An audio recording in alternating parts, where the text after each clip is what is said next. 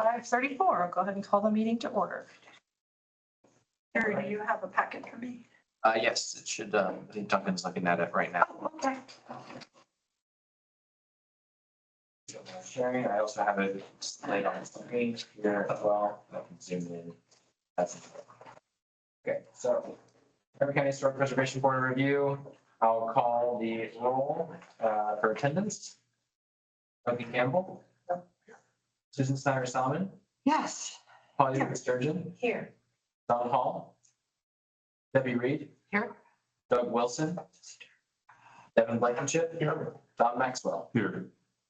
Right, we have 6 members in person and that constitutes quorum. 6.5. Yeah. As a quick update to that, the commissioners have not officially approved your application yet. I expect that to happen, hopefully this coming week. Great. So, if not this week, I think next week. They might, I don't know if they have a meeting this Wednesday, whichever next available meeting they have. Great. Thank you. I've been pestering their office to make sure they get that done. All right. So first on our agenda is approval of the meeting minutes from May of 2024. I'll open the floor to discussion.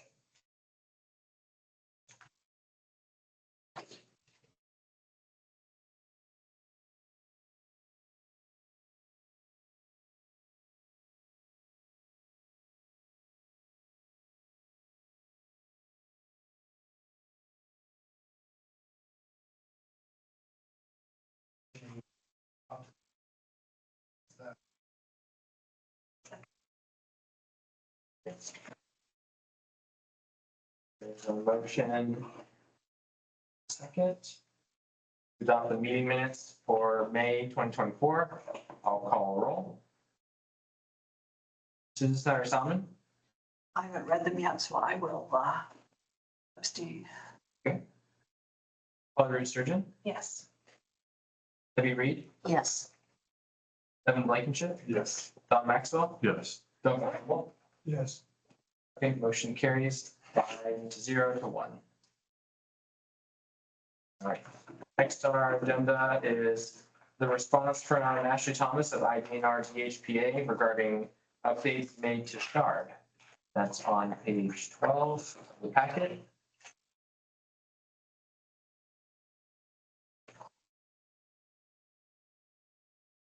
All right.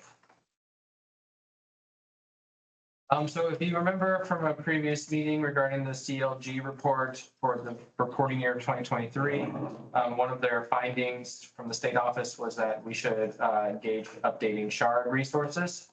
So I have reached out to our connection, Ashley Thomas of IDNR DHPA, asking some questions about how they would like us to proceed with that. Basically asking if there was someone in the state office that we can send requests to, or if an update is made, will we receive a follow-up message? I also asked if requests for updating SHARD need to come through an official board decision, or if any member of the board, myself included, as secretary, can reach out to the state office to offer an update. I also asked if there are any funding opportunities to assist this board in its endeavor to update SHARD. Because I believe the last full update SHARD received was like, is my experience looking through the resources. So Ashley responded.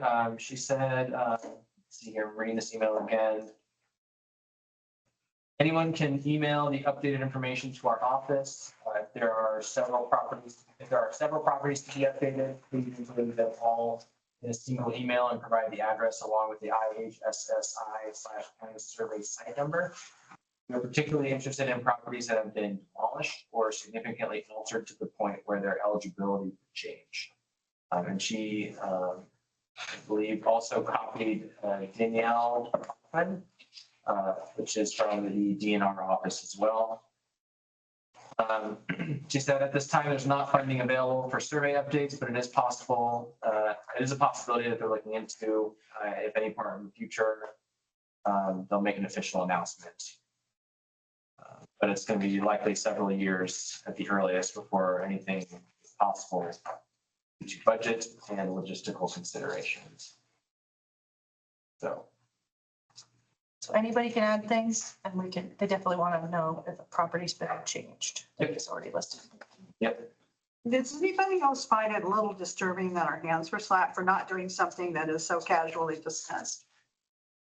I didn't really see it as a hand slap personally. I felt like a hand slap. It's like, you haven't been doing this. Yeah, I didn't get You that didn't get tone. that? Okay. So minor overreaction. All right. Definitely shook your head though. Well, I think it's kind of one of those things that I've never heard before, and maybe I was just the part I wasn't listening to multiple years in a row. I don't know.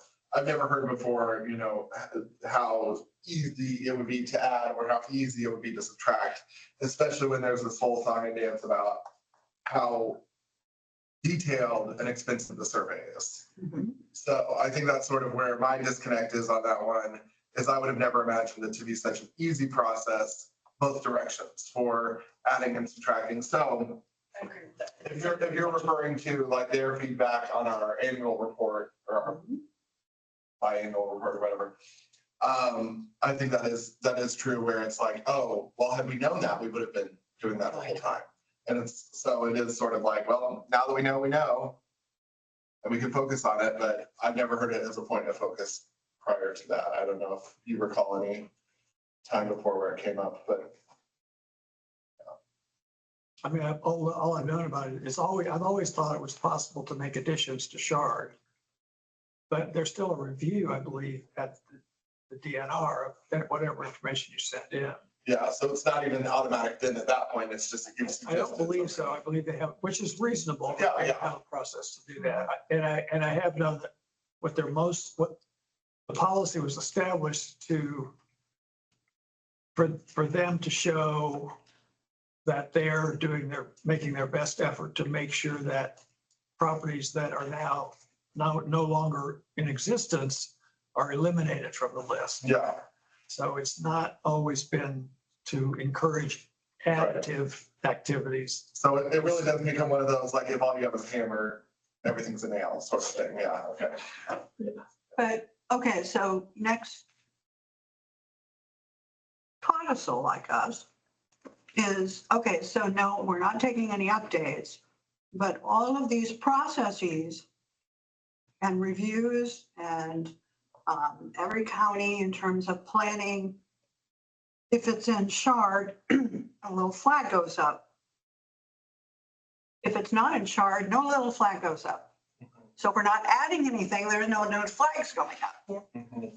I'm not very eloquent, but Yeah, I understand. if you're not taking additions, I mean, we could have hundreds well, of and properties that qualify. that is where you get into the issue of all these post-World War II things that have, in a very short period of time, become maybe even, I might be overstating this, but maybe even the bulk of what's out there.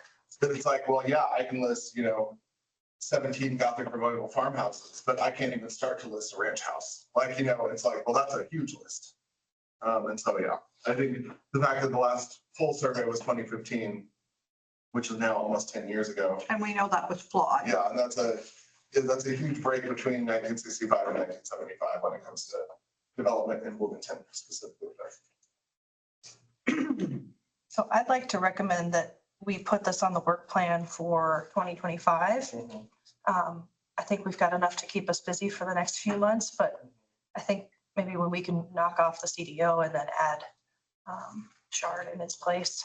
And I think I want to revisit that question probably at that time of, and it's my teacher brain doing it, where it's like, okay, do we have the standard that we're going to try to meet based on knowing what the standards are, or are we going to come up with things and then try to see where the standards fit in? So I would love for us to keep that in mind as we're thinking about how we add things or what we add, We don't know, but what they gave the same advice to every single CLG in that. It's true. They could have said to everybody. Yeah, boilerplate language. Oh, hey, you could be updating Shard. And the fact that I hadn't heard it before might be that it's the new additions there, boilerplate. Well, there was a new person coming on the job, Oh, yeah. maybe reviewing the job duties, realizing it had been missing. Well, Ashley's not new. She's actually an ex-student of mine. She's the architectural reviewer, tax credit services. But she's not probably who sent us the CLG report, or was she this? So Steve Kennedy used to be the main contact that I would receive information from the CLG from. And now the main person sending CLG information to me is Ashley. Okay, so. So I'm not sure what has changed, but it seems like Ashley's been communicating to me more than Mr. Kennedy. Well, thank you for that So thank you discussion. very much. Okay. Next on administrative business is board discussion of HP overlay for the county development ordinance, CDO. So I'll give it to Polly to summarize some things. Sure. So Susan's got a paper that's, everybody's got a copy of, and then I passed out 3 pages. These are the entries that I put together, but it's by no means a comprehensive list, but I am hoping we can go through them one by one. It's 56 entries, because this is a big opportunity for us to get a lot of properties protected without having to go through the whole process, the regular process. So the qualifications that I used on this list, a couple that just came to mind, and then anything that was on the National Register, but doesn't have local protection, I put on the list. Then anything that is marked as outstanding and shard, but was not locally protected. So the Limestone Heritage Park doesn't have any National Register, State Register, shard listings. It's obviously something that's been built lately. And you have that on this list currently, or it's? That's the first one. Yeah. Okay, yeah. So the parcel number, and I just copied what the, it's okay. I copied the format that was on, I think, the existing CDO. Yeah. How they list their information. So common name, I just called it Limestone Heritage Park. Yeah. In the online version that we've passed around internally, since it's not an official board document, and it's not on the SharePoint yet. There's a few other tabs where we note the section, was it 108? No, Section 106. 106, yeah, the qualifications. I didn't know if we wanted to have that on this. I didn't always know all of the ways that a property qualified, because I'm unfamiliar with a few of the houses as we get further down. Where would we find that? Find much information. The qualification criteria. Mhm. Yeah, Cite it, just like we do when a property owner asks us. yeah, so there's like a list that's alphabetical, whatever, it's like. Work of a master. Style, work of a master, people of significance. Yeah, And I didn't print those ones just because of space, but it's on the Google Drive document. and in the spirit of, essentially in the spirit of done is better than perfect, I think that, it would be good for us to have those criteria, but I don't want us to feel like we're beholden to pour over which ones we immediately think, unless there's some disagreement over it, we need to do a deeper dive. But I think we have a general sense, but it would be good if there's a way to even pull them up somewhere, what those lettered things are. Because I have a feeling if it's something that we see or something that's in shard already, there's a darn good chance it's legitimate. So for this first one, the Heritage Park, I had marked that it was broad patterns in county history, and then the significant entity, but that lacks individual distinction. Because it's more of the history of the Hunter Valley or the Stone in general, rather than just that particular quarry. Yeah. And then just to remind people, and this is something we might go back to too, this was recommended during the section 106 process of the I-69, section 5 study period. So there were a few items probably on here that that would be That's true. where they already did the legwork for us to say this is eligible, yeah. But then there might be things that I'm not sure if you use that to put things in here, or if that's something we need to refer back to.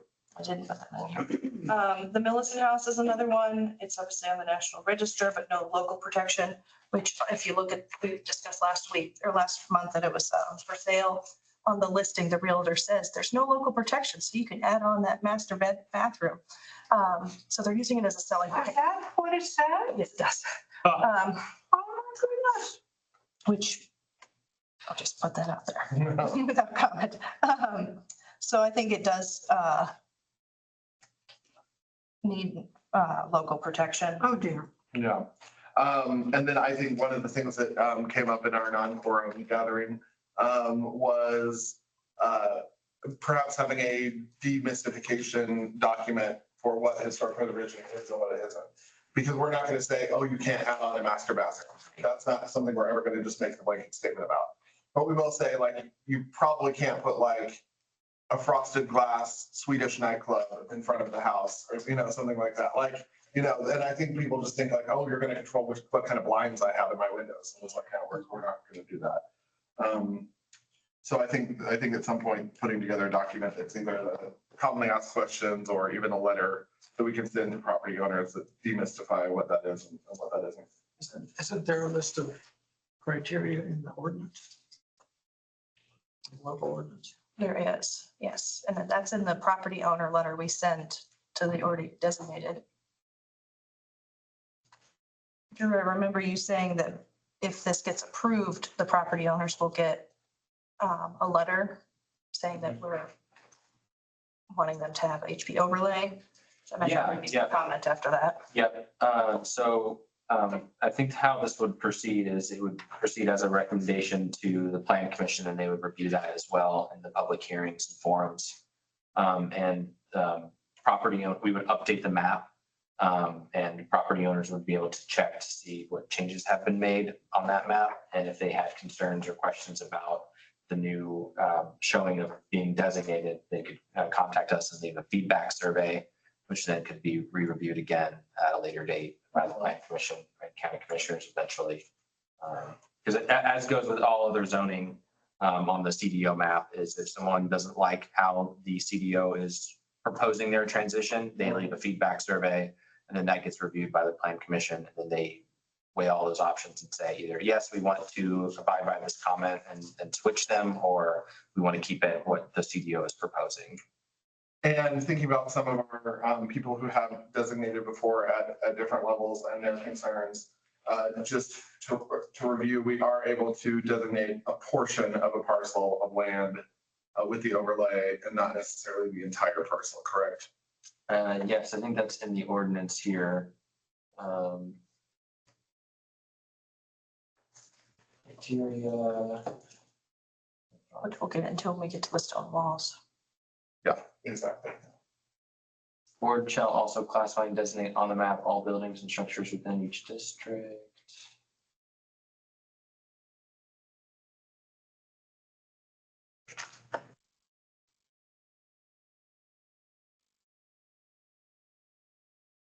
Because I feel like we've done it before perhaps, but yeah, the walls would definitely be one of the places. And when I think of some of the historic farms, I think that's one of the things that would be the most rattling to people is that it's the entire 80-acre farm and not necessarily the 1-acre parcel that their historic home is on or things like that. Traditionally, it's everything on the plot, everything on the lot. So I can't think of any local designations I know of that don't include the entire property. Okay.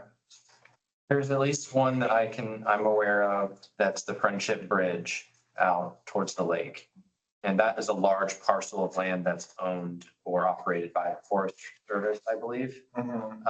And only the bridge itself has a small polygon that's protected under the HP overlay. The rest of the parcel, it's just basically just, wetland and forested land, it's not protected under the HP overlay. Because that's kind of one of the big areas where I imagine we would receive kickback is, the person who has an 80-acre farm that happens to have one historic structure on it or, one wall or one outhouse. Which there are a lot of on this list. So.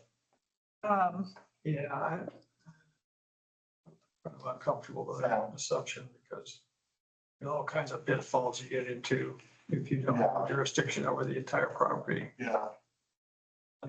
And So just be a matter of lots of. just an historic building doesn't mean Yeah. It won't be. Yeah, that's, I mean, that's true, yeah. And I think that is maybe the question is the number of non-contributing structures Yeah, that's that usually, might exist on the same plot of land. that would be in the designation document. But I know in the city, it's the property lines. There's no, Yeah, can't designate your garage yeah, just by itself. I mean, imagine how difficult that would be to Yeah. enforce them. yeah. But it might keep some people from designating or trying to go through the process. Point in case, our barn is the only historic feature or structure on that 200 some acres, whatever. And so, But the only thing being regulated are the historic structures. It's, right, every But- designation is a separate ordinance, right? I understand that. But if the whole property had to be designated, I could see people backing up and not wanting the process or to be a part of the process because it would inhibit them the rest of the acreage. And not that we're thinking along those lines, but there's a perfect example, Right. you know. Yeah. I can think of one geological structure, but there again, that's really pushing the envelope for the whole piece, the whole property. It's just a thought. I mean, there's just a lot of stuff And I to, suppose that could also be one of those areas that if planning gets the pushback on it, that's when that's maybe explored more seriously than maybe at our level. Yeah, in this language here from chapter 810-3A, historic district may be limited to the boundaries of a property containing a single building, structure, or monument and shall be no larger than the board of review deems necessary to accomplish the purposes of this chapter. So I believe that can directly correlate with a property having a limestone wall on the property. And that whatever home was built there, maybe in, 2015, that portion of the property is not designated. It's the wall that's designated. It's the resource itself. That's my understanding of how that Well, reads.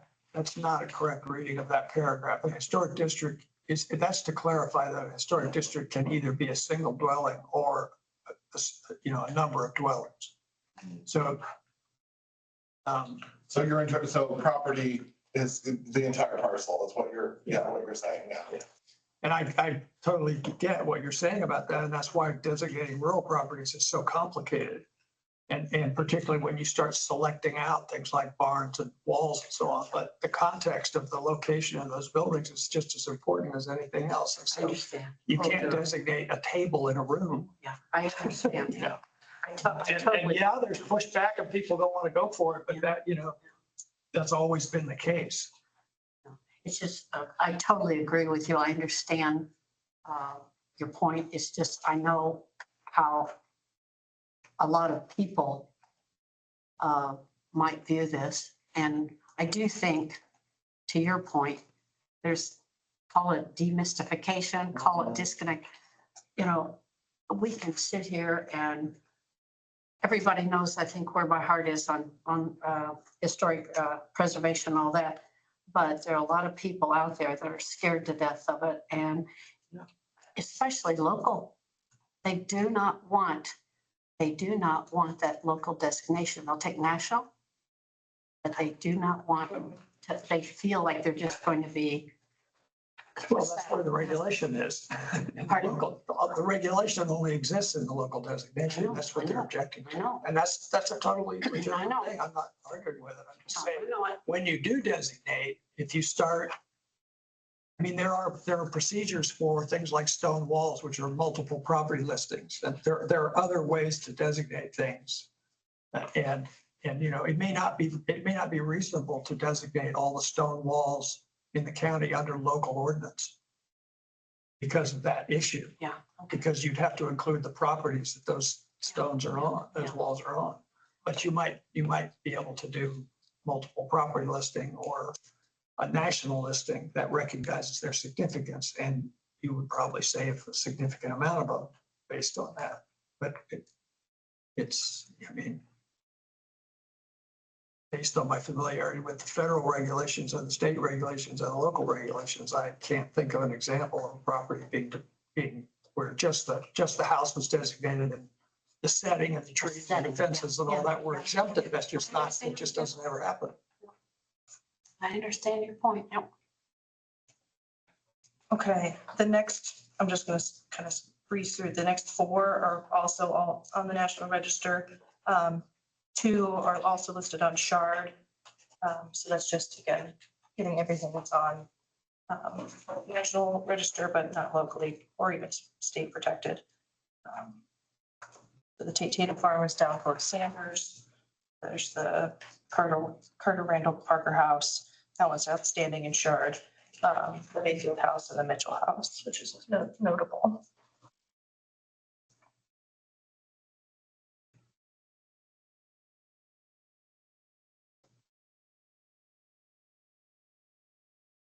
So on your list, those are the only ones that are National Register listed. Yes. The next chunk that has access for National Register are in the Maple Grove Historic District. So those are the stone walls within Maple Grove. I just started at the Stout House on the wall there, and this, you can notice the Stout House is not on here because it's already locally designated. But then I just followed the wall in any direction from the aerial photographs and put a parcel number for any wall. I have a question. Where is, and can we pull up this North Maple Grove, Ellisville doesn't have an address. And I don't see the Matthews Mansion here. Is that 5305 07200? Matthews Mansion's not gonna be on the stone walls area. That's, Matthews, well, no, is it on Maple Grove?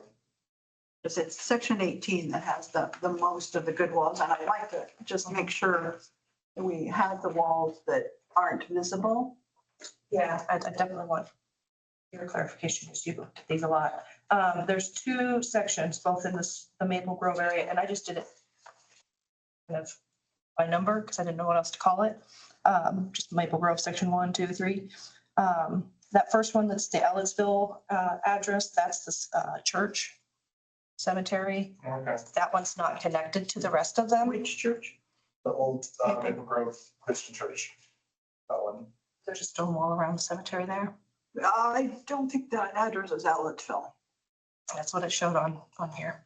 It's definitely in. It's definitely Bloomington Township. I know, but So that's meant to be the Parcel. church? That address without a number is usually just a placeholder. Sometimes the zip codes are not correct. Okay, so It's that's showing what you the think CDL that one map. is? Yeah. Okay. it's just the CDL. Can you pull up section 18? Are we going through this one by one? Yep. Okay. Can you pull up section 18? I have to go up there next week. Okay. What do you mean? Just need the whole of section 18. Where the church is? The church is I know. north of section 18. It's on North Maple Grove. That's why I was confused with the numbers. Yeah, I just used the CDL website. It's very close to the Peden place. Yeah, well, the Pete Place is a little bit further to the east. It's just up around that bend.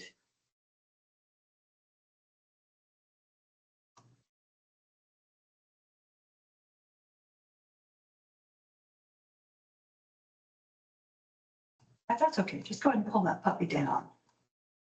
Yeah. This is section 18. All right, so when you look at that and you have those addresses, get my bearings here. There's Maple Grove. There's the new addition. There's the, you've got all of this section here, right? And there's a house that's way up here that has a wall. And there is a wall on the far left side here, going all the way north. Right along that dotted line. I just want to make sure if these aren't there, I'm gonna have to go in and find them. And then, I'm not gonna be able to tell you off the top of my head okay, without looking at them on a. still, this is all section 18. Yeah, All right, there's some also over here on can we get more street names? She's got Reynolds Road, Stanton Court. Brewster I Court. think that's it, because they're over here in Yeah. between these houses, right along the township line. Yeah, right along there. So we can't tell from this whether, so I'm gonna have to go through each one and look at it. Drew, can you go to the Monroe CDO website? I mean, it's the same thing. I have to acclimate to the actual map. It's CDO.org. Yeah. They made that a good job, by the way. the maps. Or if I could pull it up on The my. draft zoning map.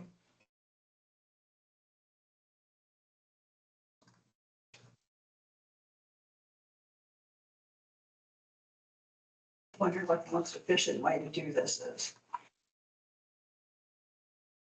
That was the most efficient, but yeah, I started at the designated property and then went left and right. Followed the wall. Okay, so some of the walls go north and south. What do you think the best way to do this is? Do I need to just go through it one by one and make sure they're all there? Zoom in and see the wall. They're really hard to see in does it make more sense for me just to do it one by one? In that area?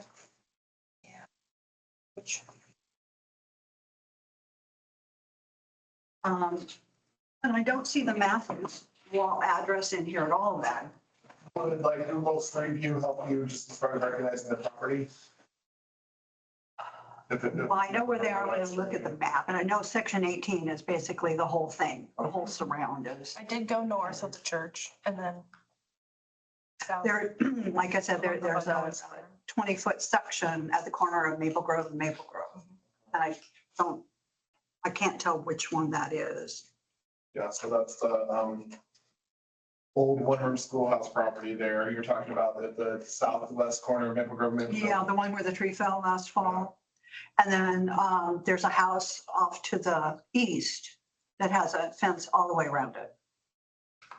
Actually, I have a picture of my presentation of it.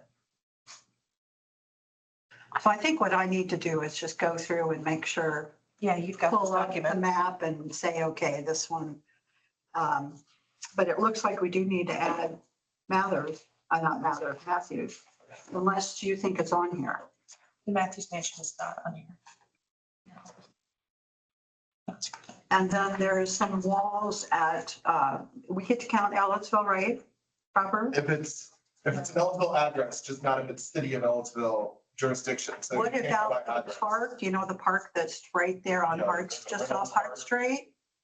I think that might be an Ellisville city park, but I'm not sure. Okay, because there's two originals there. It has to be on here. Yeah, So the planning jurisdiction map, it's easy to see what's Ellisville. All right. They can do that later. So the house we're discussing is the 2551 West Maple Grove Road, which is, that has the like one room schoolhouse built into it quietly. There at Maple Grove and Maple Grove. So it's that southwest corner of Maple Grove and Maple Grove. Is that on here? 2551 West Maple Grove Road. that stone wall. Yeah, on that corner. You've got a 20-foot wall right there. That's really good shape too. 2551 West Maple Grove Road. No Maple Grove Road address on Okay. That one needs to be added for stone wall.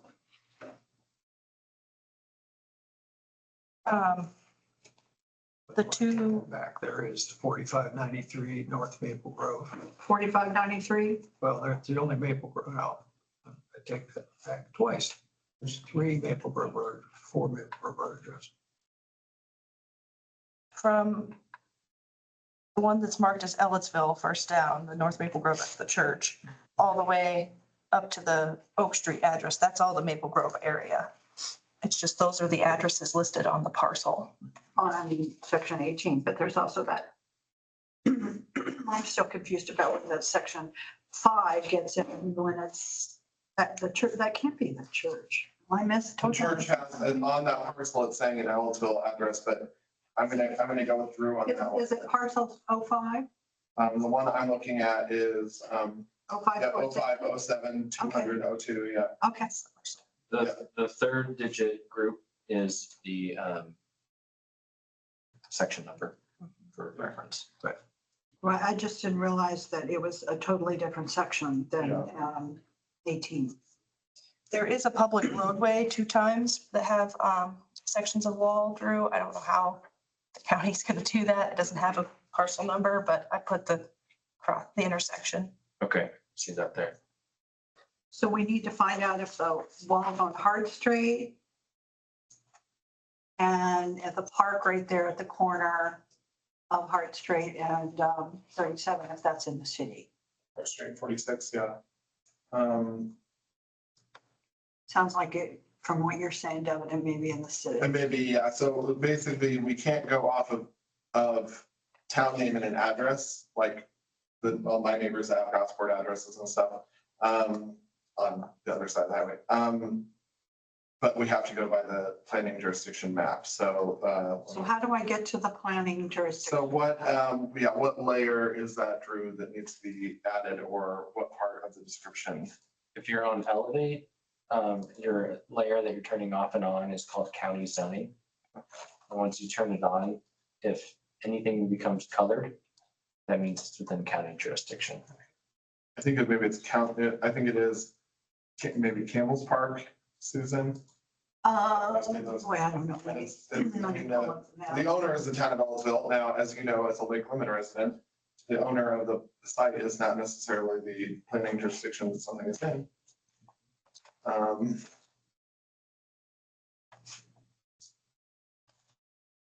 see. If you know the address or parcel number, I can look it up here as well. Yeah, I think, and we might double check with Susan here, it's parcel number 53-04-10-400-073. It is Campbell's Park, right at 000. Jackson Feed.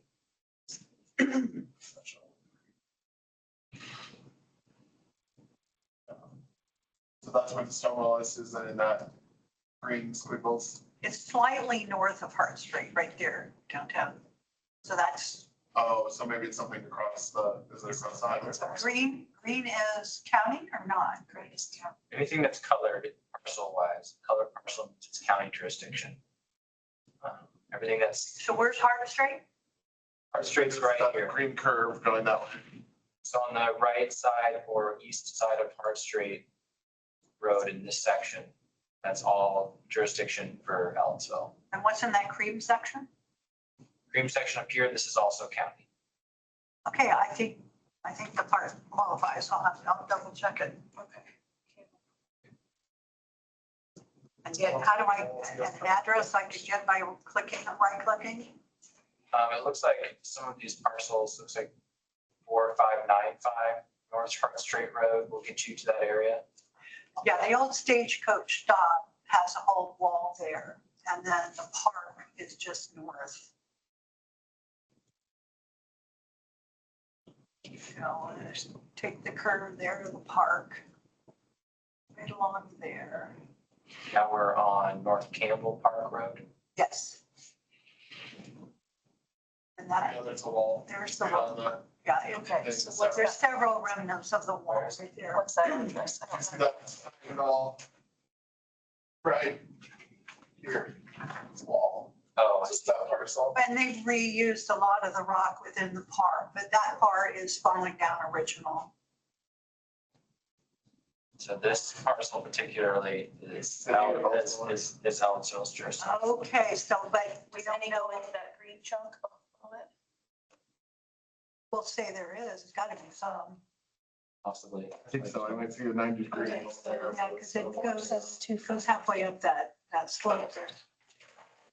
Park Road. Okay, I can add that. Still on.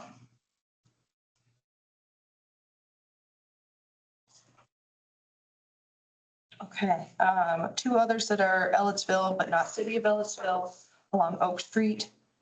One is a public roadway. One that doesn't have a parcel Here number. is Oak Street. Right downtown. I was using the references that Drew sent out with all of the known But that, stone walls, which we know you have added 2 since. would still be county and not It is county. lying in the middle of Ellisville. There's two properties? It's on the CDO site. I've not seen the walls. I don't know what's there. I'll have to go look at them. 720 West Oak.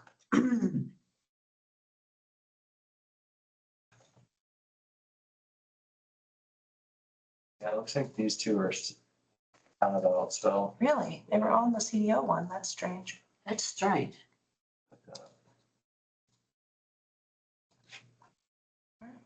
For a while, Ellisville had definitely some tentacles happening, and I don't know if they filled in the spaces between or not.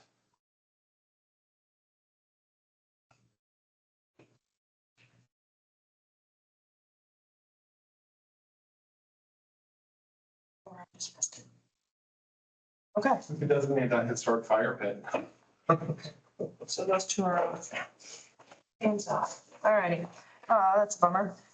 The next two are the portions of walls along Bales. Okay, where do we have those marked? Because that, we should have I don't know of anything on Kinzer Pike. That's just the, The parcel address. Address for the parcel. Probably a side of it's on Bales. that's actually the farm area along Bales. Okay. Yeah, So there's a stretch along Bales and there's a stretch that goes along the creek south. past the house. So the Bales Road address is the house. Right there where you see that little dip is the new bridge. And just to the west of that, that whole section from the bridge over to the driveway, that's a wall. Correct. And then where the green line is, Basically follows. that's a wall. And I don't know how far it goes up because it's private property. So who owns that field there? Chaparral. Strawberry's on the field? Mrs. Chaparral, widow. She is getting old, isn't she? The No, aerial on the CDO one is pretty good in terms of shadows. I was able to trace the wall pretty far back and it definitely goes onto both parcels. Yeah, it looks like it really goes back quite a ways because I'm trying to figure out how long that one's been there. The shadow hunter.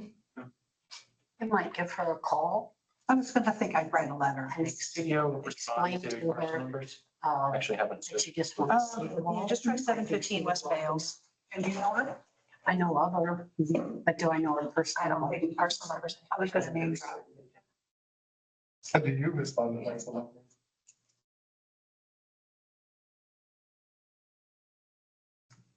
All right, so that's what those are. Yeah, the road's way up there, but you can see the wall pretty good. Yeah.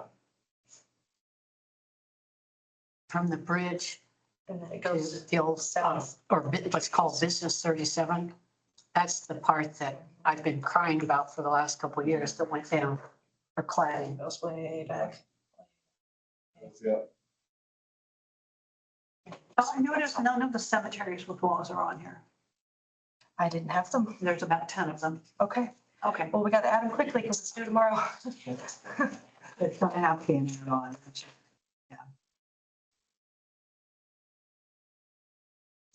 The next four are the stone walls around Mount Gilead area.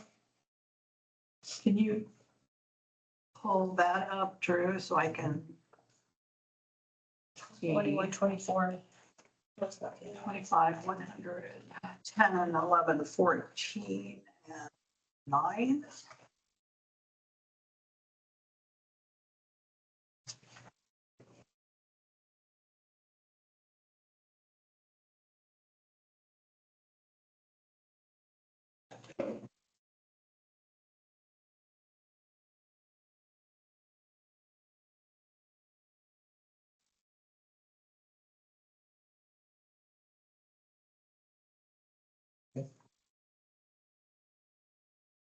Times where we are at all.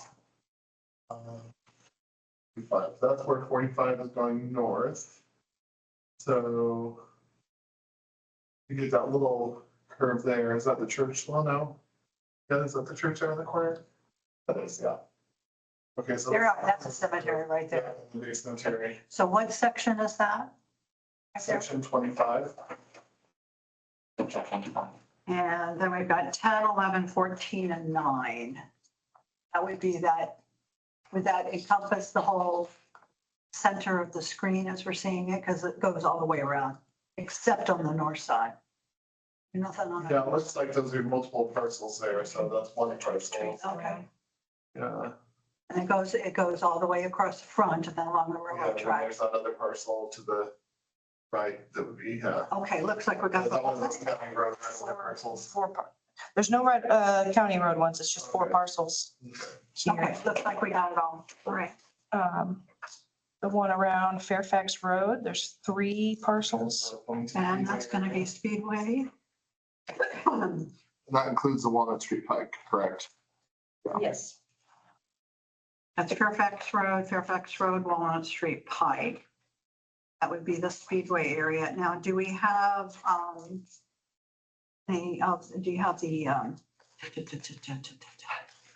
wait a minute, East Empire Mill Road? Did that come up anywhere? There's a wall, 2 walls there. That would be,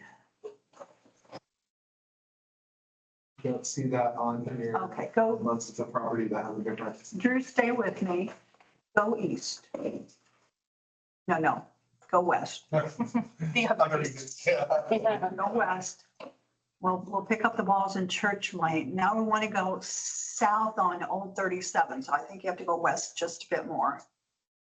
That's Old 37. Right, there it is. So let's go south. Almost to where it curves back past May Greenhouse. And Empire Mill Road will take off to the east side. That might be it right there. Keep going, just. Is there some Rogers? I think that might be it right there. See where those pine trees are? Mm-hmm. Go north, right there, that property. There's a wall there? Yeah. Okay. Well, no, there's houses on it, so that could be it. We're still only, we're right where Rogers. Yeah, we're too far north. As far as south Mays yet. All right. There's Mays right there. So then we're not quite to Empire Mill. Empire kind of goes southish. And then there's Empire Mill Road, which is different. Oh. That could be it right there. That, where that blue dot is. Really focus in on that and look along the road line there. Yeah. There's 2 walls there. One perpendicular to the road and one that goes along past Old 37. What is that? That's 63.99. Yeah, 6399 South Old State Road 37. Go just a little bit further 59. south. Let me make sure we're on the right property. Where's Empire Mill Road? Okay. Here's Dillman. Yeah, you don't go all the way to Dillman. And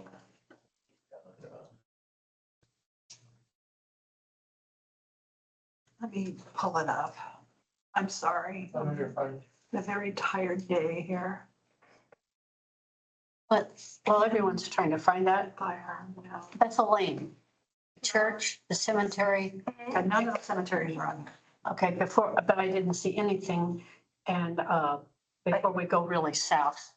No, I'm not saying that this is encompassing. I did very much what everyone said. Right, I just wanted to add Bethel Lane, yeah. Okay, what's the, This church, the church, and there's a stone wall around the church and a cemetery.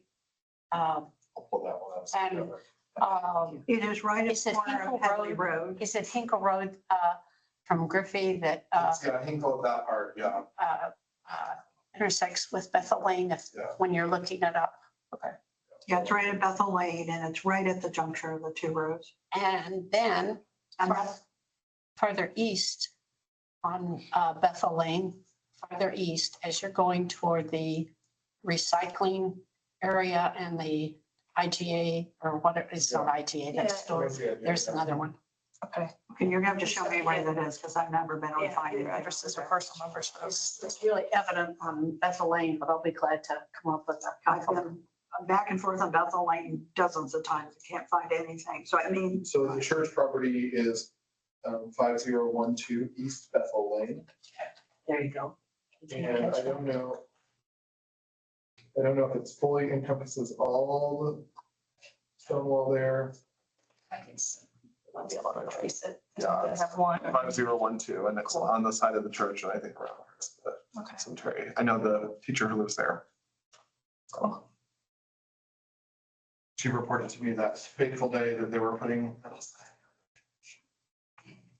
Little trivia, the man who built The barn, our barn, he and his wife were buried in that cemetery. What's his name? Moses Ryan. Is he one related to the Ryans who are? No. 37? No. No, I Drew, believe. give me the address 6500 East Empire Road. Empire Mill. Empire Mill, yeah. You know, it's like they're in the front yard.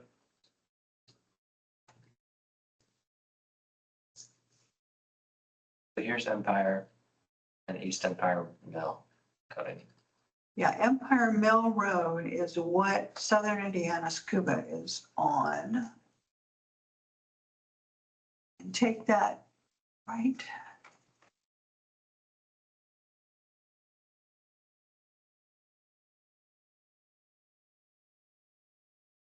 You have to go up the hill. You can only see it when you're going west. Oh, going west? No, when you turn on the road, you can't see it. See where it says East Empire Mill Road right there, and there's a red line? Yeah, right here. Little, yeah. It's right there. It's a big one. I don't, Oh, I see on the south side of the road here, I see something stone wallish. go a little further to the west. And what's that triangular problem? Oh, I had to do it last. It's up. It's dark. Further north, right there. What's that one? Yeah. Oh, it's that. Like in Ireland, you can still see the lazy beds from where they plant up potatoes. And That looks like it. properties. I had to go down the driveway and I felt like I was trespassing.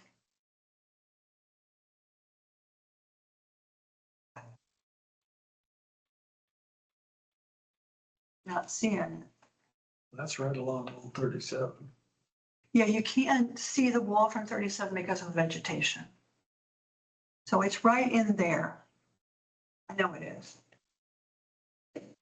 So can we just add that? See those cars? Okay. What's going on before they get to the cars? There were kids playing in the yard. I didn't want to get out. That'd be Is that it creepy. here, the shadow? No, it runs parallel to the road, On the west side of the road. parallel to East Empire.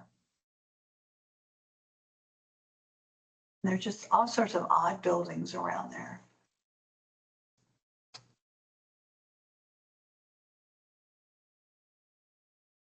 Let me make sure I'm not confusing this.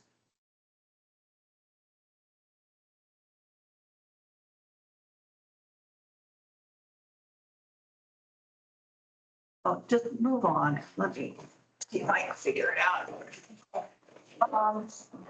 So the Victor Pike ones are next. Victor Pike 1, you can see is omitted because that's already locally designated. Victor, what I'm calling the Victor Pike stone wall goes along the Oh, you property. got church land there, okay. Yeah. There's 7 parcels if you admit the. Which one is the Rumpke wall? Rumpke's already Designated. designated, so it's not on this list. Oh, okay, It's already, got it. yeah.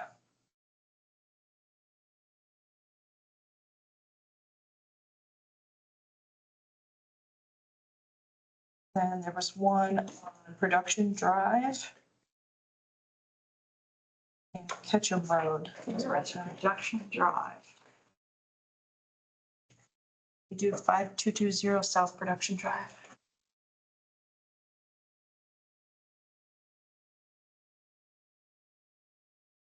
So this is the Rumpke property. It's not. I don't know. I went looking for that and I could not find it. It's near the Rumpke property. But I couldn't find one there. Yeah, I've seen it. It's down here. So that might be the Rumpke wall. They built a fence around the property. I think the wall is just south of the fence. And that's the one that they They repaired. they repaired. Yeah. Okay, so that's what I was looking for. I don't know if Rumpke's property has any sort of local designation at this time. No. So which one is that? That's the one that's property. Parcel of property is 5220 South Production Drive. South Production. Oh, okay, so that's the Rumpke one? Oh, we're, You can kind of see it. well, we're in the, do we stay in this area? Do we have the ones that are along the Beeline Trail at Fullerton and Gordon? It's still there, by the way. The bridge construction did not take it down. Good. I don't have all your lists, so probably not. So there where the new construction's going through or for Fullerton. Yeah, it's where Fullerton and Gordon hit right over the Beeline. By Bachelor.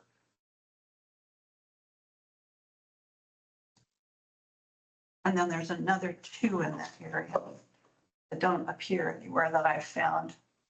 So yeah, there we go.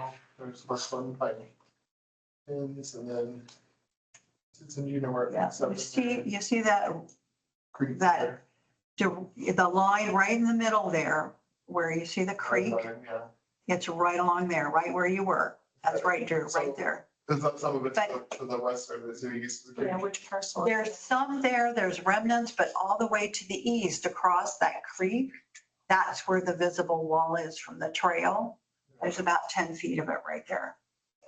Oh, it's like multiple parcels just given where the line is. Okay, I'll have to look.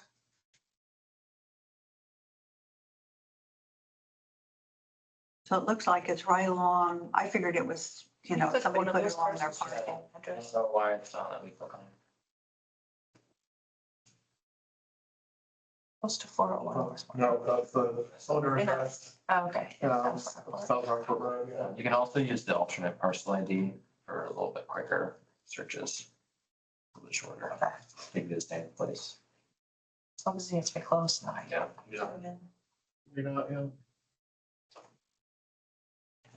Okay, we'll call that one Clear Creek. Okay, now go back to the Beeline Trail, right there, and go south. Keep going. We're looking for, oh gosh, what's the name of it? Eagle View. We're looking for where Eagle View cuts back yet. Keep going, the houses. A little bit further, One kind of terrain gets steeper through here. Mallard. Wait, that might be it right there.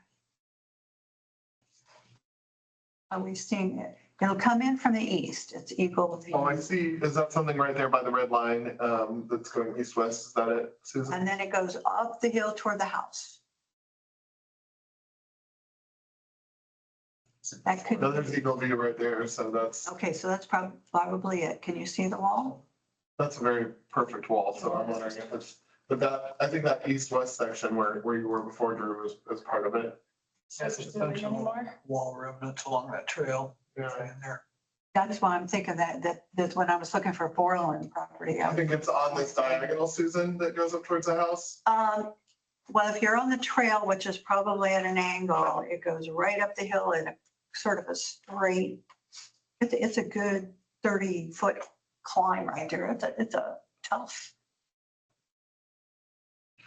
Yeah. Okay, where it is? What's the parcel or address? It's very tall and it's very nicely made Right, from what you can 1480 find. West, well, 1488 West. Where's Eagle View Eagle Drive. View? Okay. 1488 is the. 1488.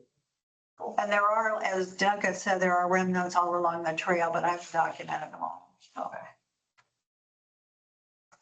I mean, we can add in the cemeteries here tonight if we, Yeah, that's our On the goal. list, yeah. I'm gonna make the list right now. okay. Actually, I have a list in my presentation. I could pull that baby out. Okay, and then the only other stone wall, aside from the list is Susie. Call now, is the one on Ketchum Road. And you might as well get Ketchum Cemetery while we're down there. If that is not where your wall is, you're talking. Yeah, stone walls, we're gonna cut Yeah. them in our county here. Okay, the next property, just while you're pulling those out, Susan, on one of the tabs that I didn't print, it says, is the property owner willing for this next one, the Waterhouse First Quarry. Duncan, I know you've done a lot of work with There's no wall. establishing trust. No, but Yeah, we're out of wall. we're on the wall. We're moving to things listed as outstanding on Shard. Okay, well, the below in the house properties, there's two plots. One is in the county and one's in the city. The Borland house is in the city. Yeah. And the remainder is quarry. Mhm. And there is one improvement on that quarry, which is what was a blacksmith shop. It's one of those prefab metal quarry buildings. And I have never moved to local designation for any of them. I put the whole thing on the state register. Mhm. And I actually wrote a national register nomination, but I never submitted it. This would fast track you for local designation Huh? this would fast track you for local designation, if you're willing. Yeah. I could expound on my hesitation, but it's mostly based on a disappointment in the way the city commissions have been administered over the last 10 years. And I feel like I'm a better steward than the city would be. And I have, my plan is to put an easement with conditions on the entire property for whoever owns it next. It includes all the improvements, and it's covenanted through landmarks to in perpetuity. So would this hinder any of those plans if the It county could. side? It could if the county board of review or the city commission decided to permit something that wasn't in the covenant, Mhm. that the covenant protects. So you'd have two jurisdictions. Right. That's what I'm trying to avoid. What do you Is to have one property, Yes. one set of covenants that's protected in perpetuity by a nonprofit agency, which is how Landmarks does it.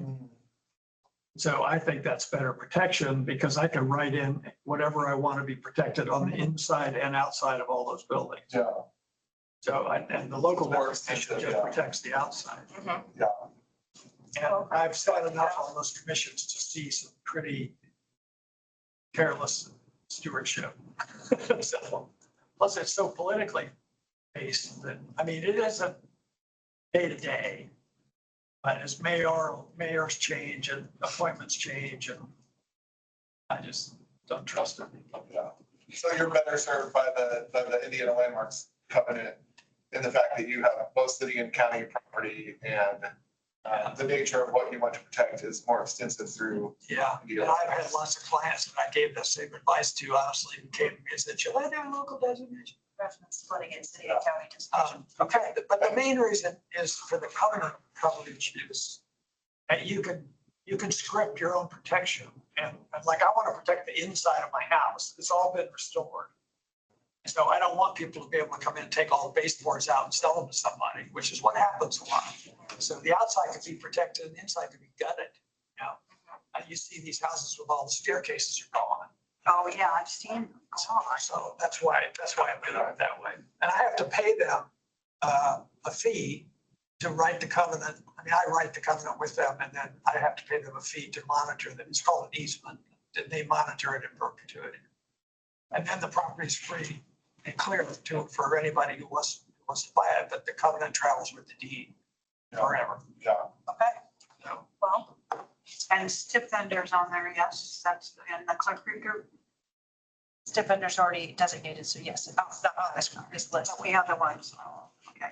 Everything's around it. Okay, So this one you have labeled as Simpson Chapel Farm, probably would most accurately be Robinson Farm. Sure. Where is that? This is the one that you're really worried about, Simpson Chapel Road, the industrial metropolitan area.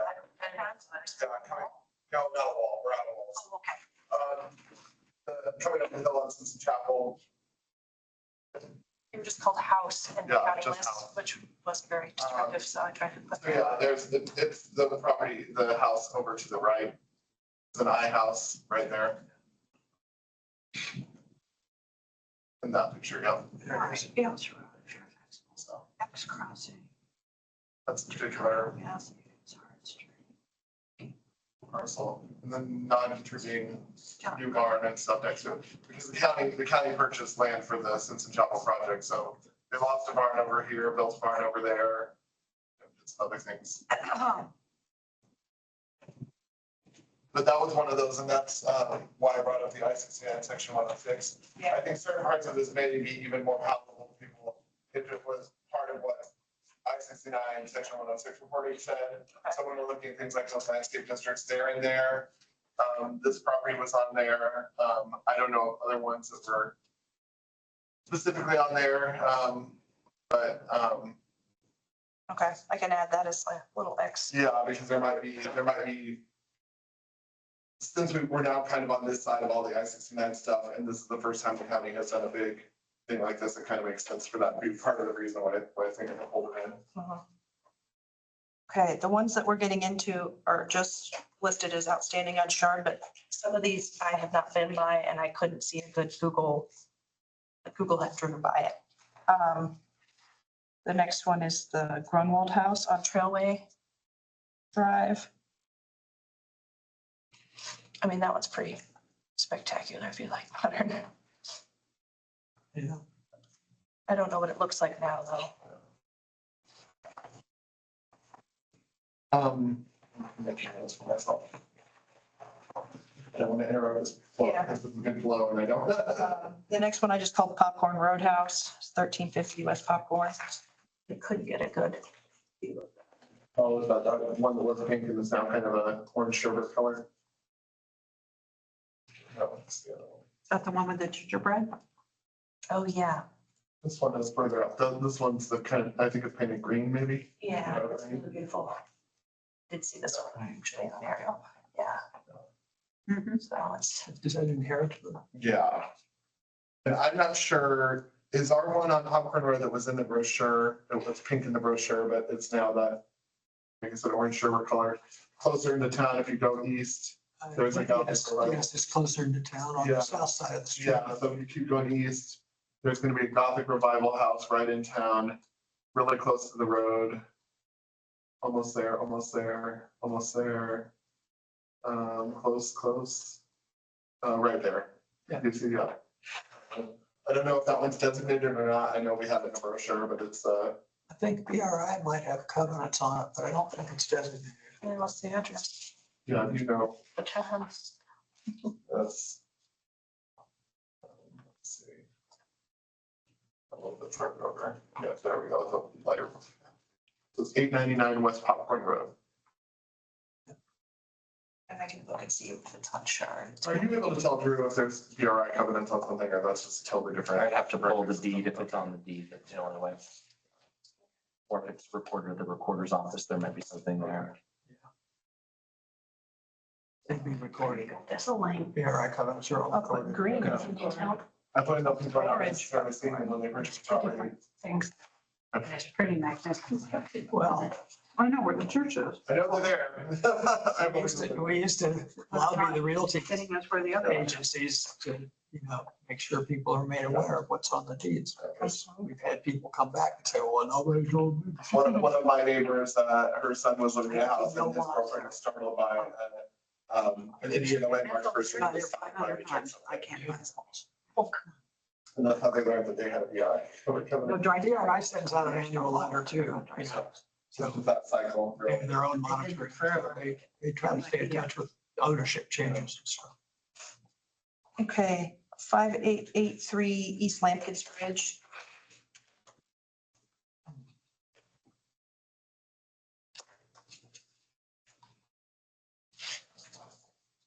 What's the one?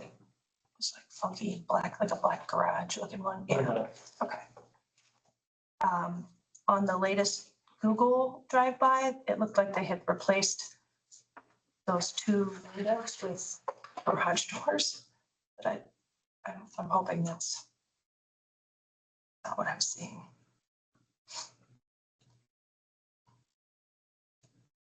Yeah, they have the solar panels on there.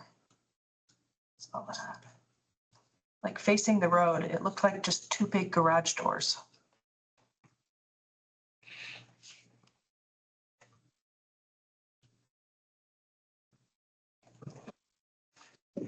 plug in.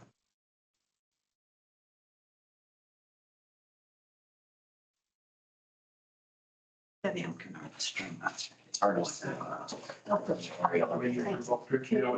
do it by Google, see if there actually is on this. Yeah, see how they should.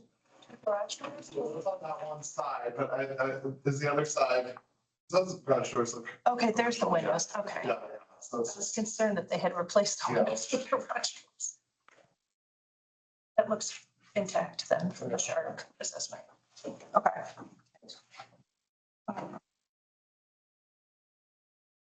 Yeah, we're not against, when he said.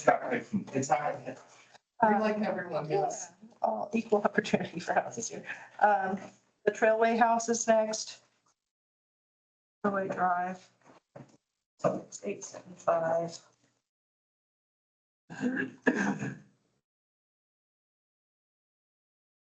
I think all of these are just marked on based off their age.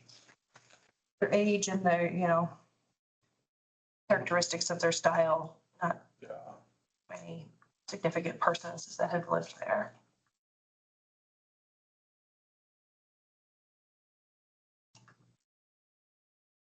So these contemporary houses, you have dates for them?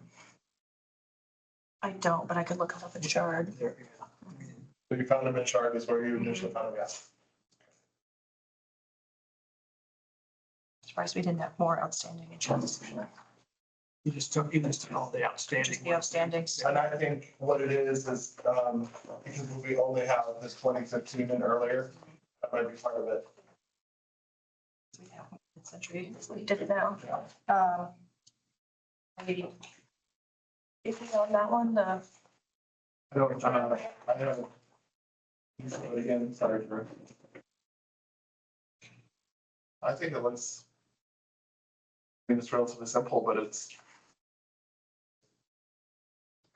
What it is. it's a poor man's Mies van der Rohe. That's what it is. It's a poor man's what? Mies van der Rohe, like the new building on campus from the old blueprints. Mhm.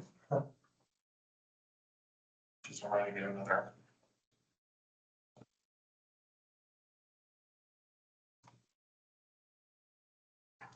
Try to get a good look at it from the area. Yeah, it's Trees. very wooded too. The next one, the next two, I didn't give names to because they were just called houses, sure. But they're both on, one's on, Old State Road 37, one's on. They're both on Old State Road 37.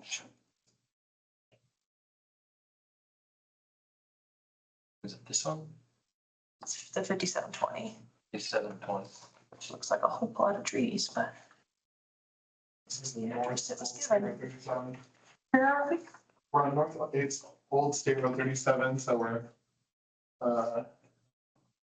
Dolanish, there's Old Myers. Is this your barn? Is that what it is that the one across from that old bridge? I'm just disoriented right now. I'm in the Um, woods. So here it is. There's Old Myers Road. There's a cemetery out there. Yes, there is. It's right across the road.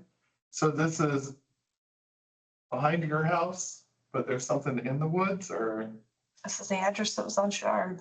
I okay, don't do you know. have a picture of the house? Where's old 37? Old 37 was over to the, I know. this one was over to the west.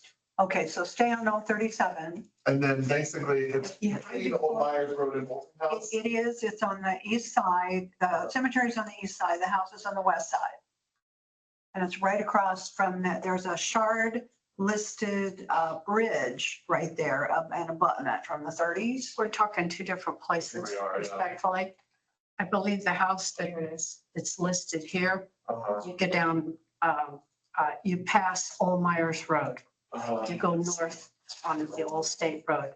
And after Old Myers, it's the very next driveway Okay, to the right.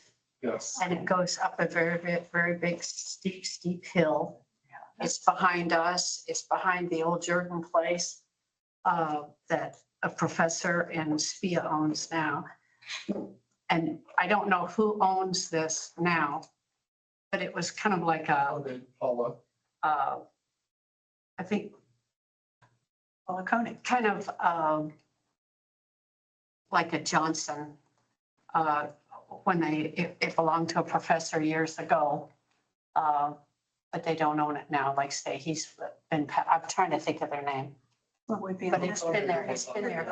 I know it's been there since Steve's grandparents lived out there, and that would have been in the 30s, 40s, 50s, something like that. Whenever, I don't know when this was built. Yeah, probably about 50s or 60s maybe. Moody, there you go. Moody's. Yeah. That's who, they don't own it now, but that's, I believe, who, the Moody's might have built that. That would make sense. Yeah, yeah. He was a professor with the university, and I can't remember what. The Moody House. The Okay. Moody House, there. I you go. remember a Moody.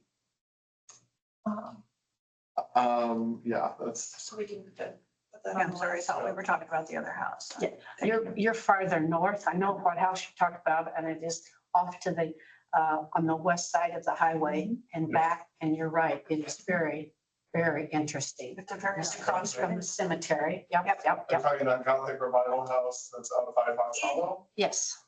Not the Victorian, which is down by me. No, but a similar looking house, pointy in the middle, that's on the west side of Old 37 near Fox Hollow. Right across from the cemetery. Yeah, that cemetery that's on the ridge right before you go back down. And you have to go down to get, and it's way back. Is that That's how we have to use the topography to be like, and. Is it on here? That one I don't think is on here. Did you have any, you didn't have anything further north on Old 37, I don't No. think. Well, there's the one more on Old South. Person, but I think it's south of here. Yeah, that was south. We need to get that one. We should also list the one that is on Anderson Road. And there's some on North Shore. The addresses. Yeah. Yeah, So what's this next one, the 4719? Oh, is that north? This is just Old State Road. Oh, it's interesting that it doesn't have north or south on it, Yeah. because that can make a difference. We'll see if this is the one you were thinking. Oh, Mary, have I seen this? I've never seen this, but it's beautiful and Big That's check. but that's right along the road, right?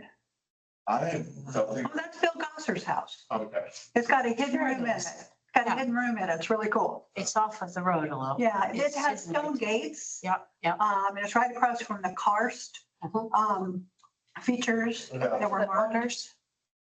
Yeah, that's where Bill Gosser lived. Before you Go get to, back to the owners. No, I mean, like, click on it and go to the There's owner. his house is in that area. before you get to, Bethel Lane turnoff. Can we call it the Rhoda House? Jolly. Sure. Rhoda House. Well, I think Road is the first name. Oh, Jolly. Jolly. Jolly House, even better. Jolly House, That's fun. Jolly Old House. Jolly Old House on 37. Okay.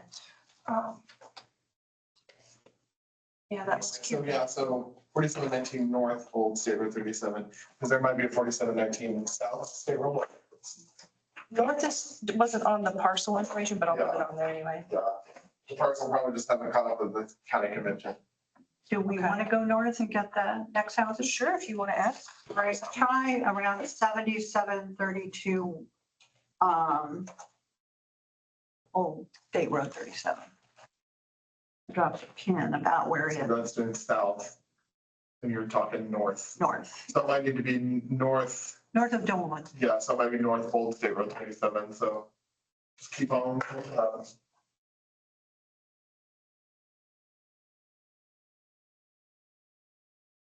Keep it on. It'll be north of Wiley Road for sure.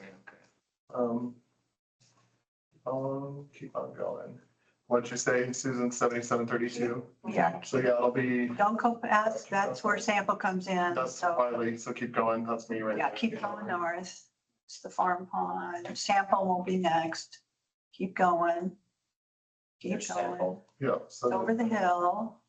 Should be not there, but the next, right there, On that big parcel, where his little arrow is. that's the creek. Yeah, that's Buck It's over Creek. there on the west side. Can you see it kind of low? Well, that's, yeah, so that's a different address than what you gave.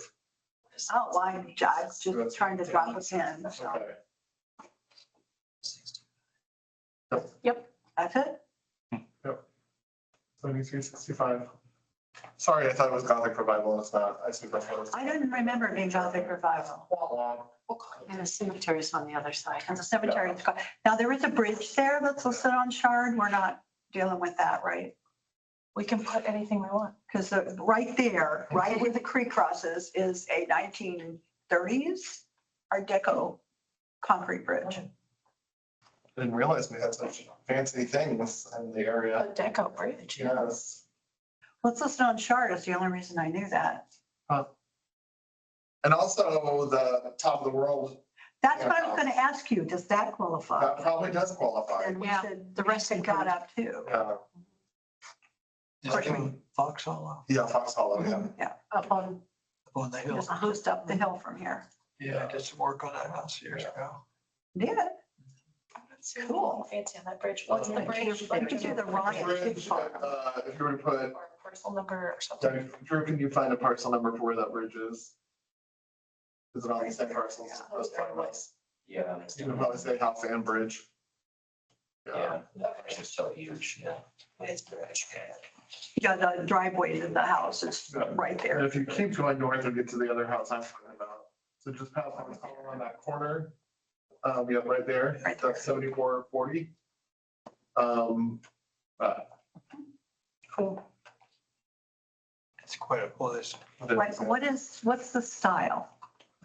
That's like a craftsman. Eclectic?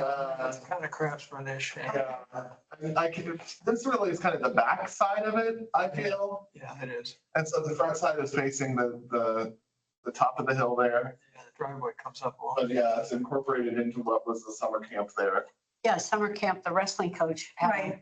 camp there all the time. Yeah, I can't think of his name. Our top of the world was the, Football, Doug Blue. And that got sold But off. this is the last So people- significant A couple purchase. bought it and built a house back there. And then and I think what originally built that house was maybe one, because I've read accounts of people being like, I had never seen a radio before until I went up to so-and-so's house, and it was like, that house was like, they had electricity, they had other things that like other neighbors didn't have. Didn't have, yeah. So I don't know whose house it was originally, I don't. but it might be worth looking at owners. But yeah, kind of the other side of the house is the real front of it.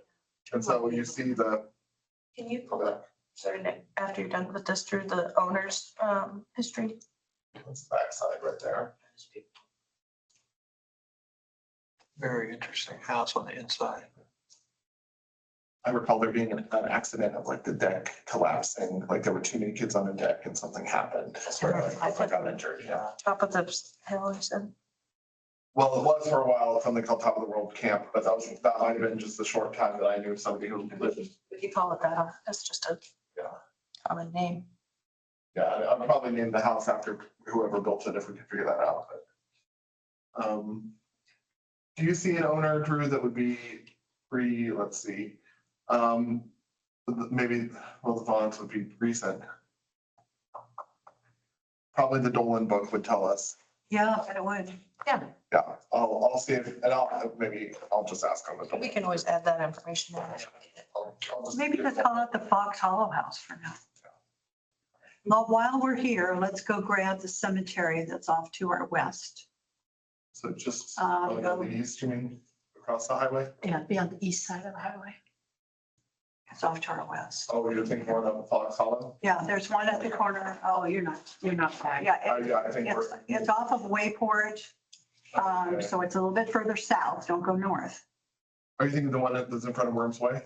No. Oh. Is there one there, Worms Way? I don't know about Right in this. front of Worms Way, yeah. I don't know The about Huff this. Cemetery is right there. Which one? Huff, Huff. Not familiar with that, no. Where we're going, Drew, is where Wayport parallels 37, So you'll have to go. West 69. Yeah. And then, is it And it's south north of of, Sample or? just north of Wiley. So if we go to Okay. the corner of Wiley Yep, okay. and Wayport, So. or whatever that is out there. Drew, go back up. So just where it says like 113 Wiley Road, I think Susan's kind of. Yeah, you have to access it off of the property on Wiley Road.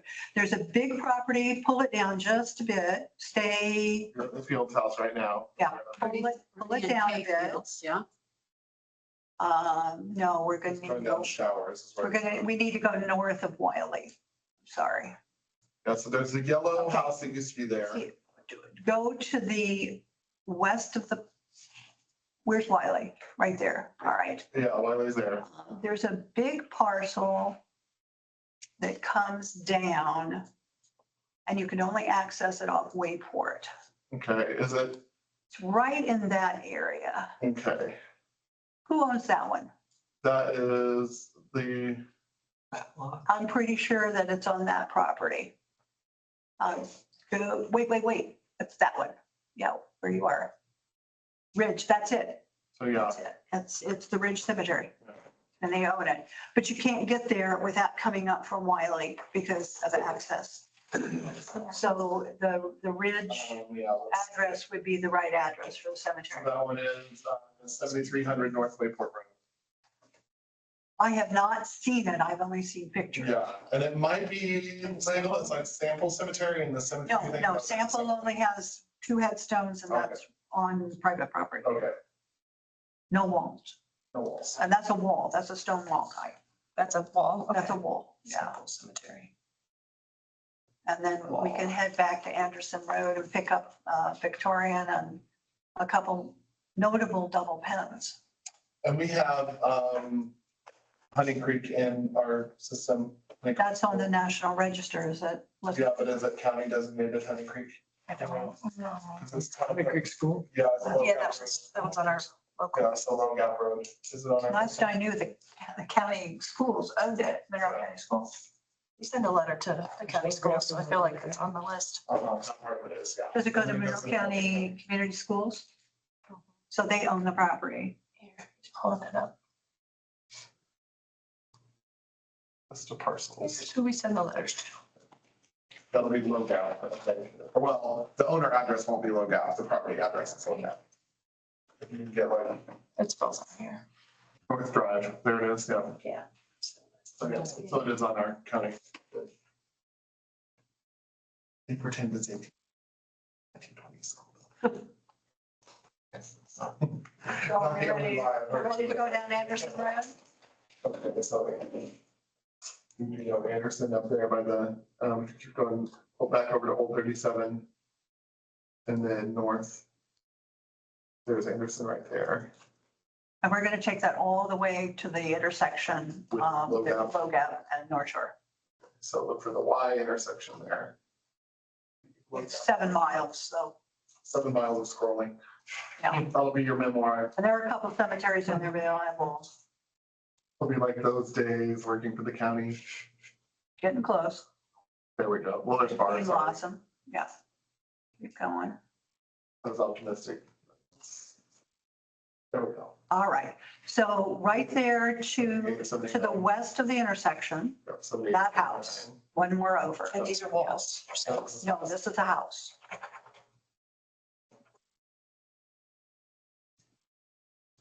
And my understanding is antebellum. But I could be wrong.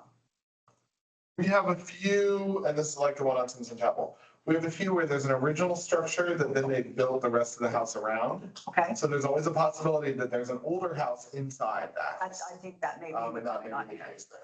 Where they like wrapped a log cabin and turned it into a. Yeah, and they have a really nice barn, but it was taken out by a couple trees, so our last windstorm.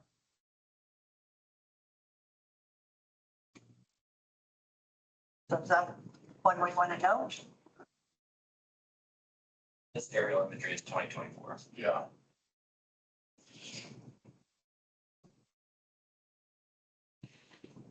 They have goats there now. They mow your yard, goats. Oh. Goats will do that. I mean, that's what they do. They I know. truck them up and they take them. But I wasn't being facetious. They will mow your grass. Yeah, I expected a barn at that place. Did you? It may be the one that got knocked out. Like, there were 2.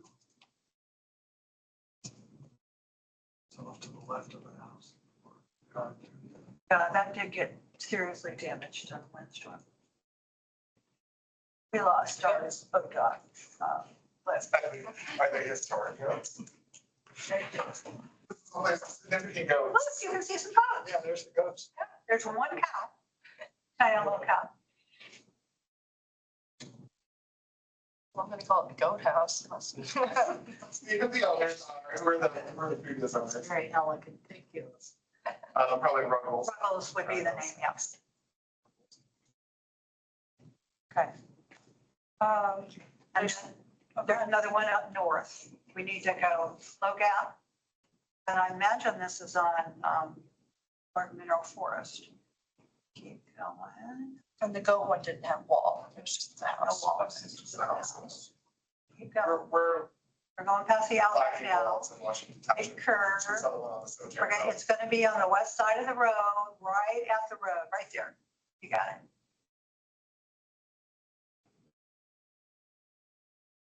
I believe that Martin Monroe, State of Indiana, owns it now. And these. Are these insured? I just planted a bunch of walnut trees on the east They're side. not as outstanding. I'll have to go and compare and see if they're notable where It's not considered, not as outstanding. Well, it wasn't in Shard, so It wasn't insured as outstanding. There was, I started looking at notable and all the other categories, but it was just, where do we draw the line? Yeah. Seriously compromised with all those additions. There's so little, so few in this area. I felt it was important to maybe explore that, but Yeah, I'm already adding. 52nd Township is just not here, Norfolk. Do we want to add this one? I think this one, in our discussion, I think there's sort of two discussions happening. There's sort of the overlay discussion, and then there's the Shard addition discussion. Right. And like this one, I would say probably would be, what's our order? There's outstanding, notable, contributing, Contributing. non-contributing. I mean, probably the highest I would give it would be contributing, because it's not outstanding since it's got enough other things that have happened to the front of it. And there are some outbuildings, there's a barn. And that's the other thing too, is there's a way that we can get away from it always having to be the house as the anchor point, when really there might be, Yeah, the you know, other, these outbuildings or anything like that. Well, the Shard question, I think we can postpone, but Yeah. adding I it to don't the even see a CCO. barn. Huh. There used to be a barn there. Maybe it was- That's probably where it was. A list of all the things that we think are potentially, Could be added and they would just be could be added approved. as designated projects. There it was. Yes, Well, the approval of one big swoop from the commissioners rather than an individual application for each one. Yeah, so I think I feel like ones like this are like not high quality enough to do the overlay for. But I feel like it's something we need to keep an eye on for that chart list. Okay. what about that previous one with the goats? I feel like that one almost falls a little bit in a like Patsy Powell category where like the siding you see is not original, but the real siding is underneath. Like, you know, it's there, but, no, is that the barn on that property, Drew? Yeah. That looks like it.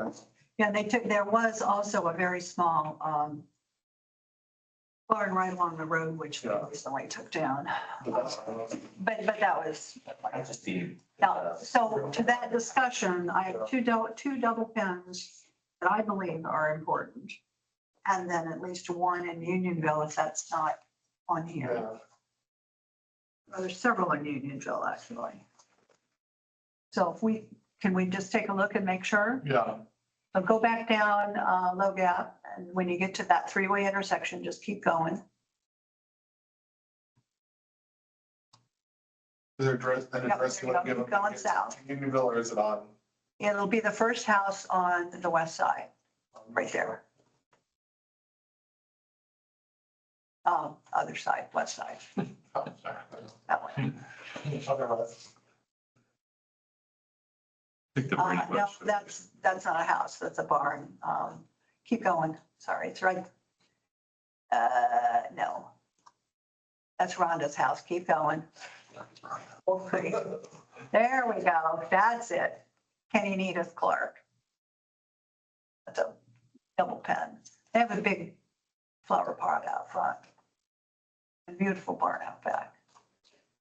So yeah, we're getting into the, where do we draw the line of, we have this opportunity to designate in one big swoop. But we also don't want to be very grabby and play into people's misconceptions, I think right? these are, I think like, the house is a sharp discussion, the barn on this one might be the real piece of original stones. When it comes to original fabric. The cheapest to the whole property, yeah, that's, So what are you saying, Polly? We should just suspend? I'm just posing the question. I can't. Because they've got the Can't cemetery, imagine you know, them when we're ready. accomplishing a full sweep designation. You don't think these people who own these properties are gonna get up in arms?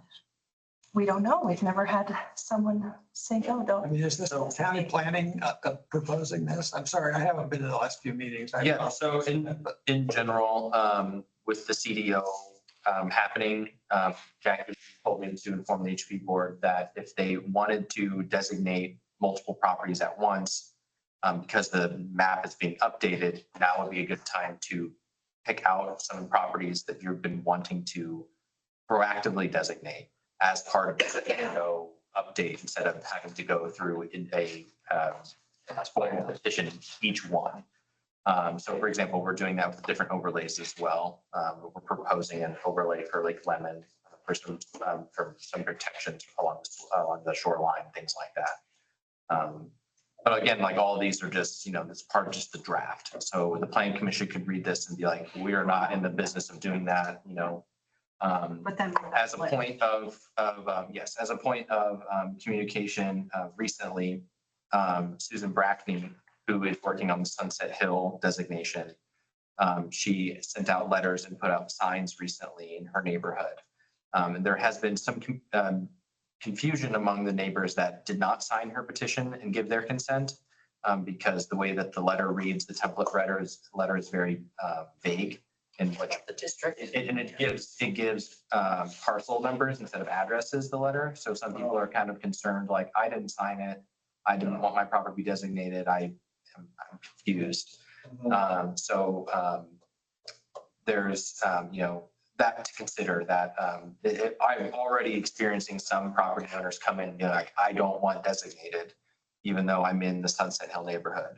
And I have to communicate to them, No, you're not. you're not being selected. Your next door neighbor might be selected. They are the ones that have the sign in their yard. You're not having anything happen to your property. There's other select parcels in this neighborhood that are going through this process.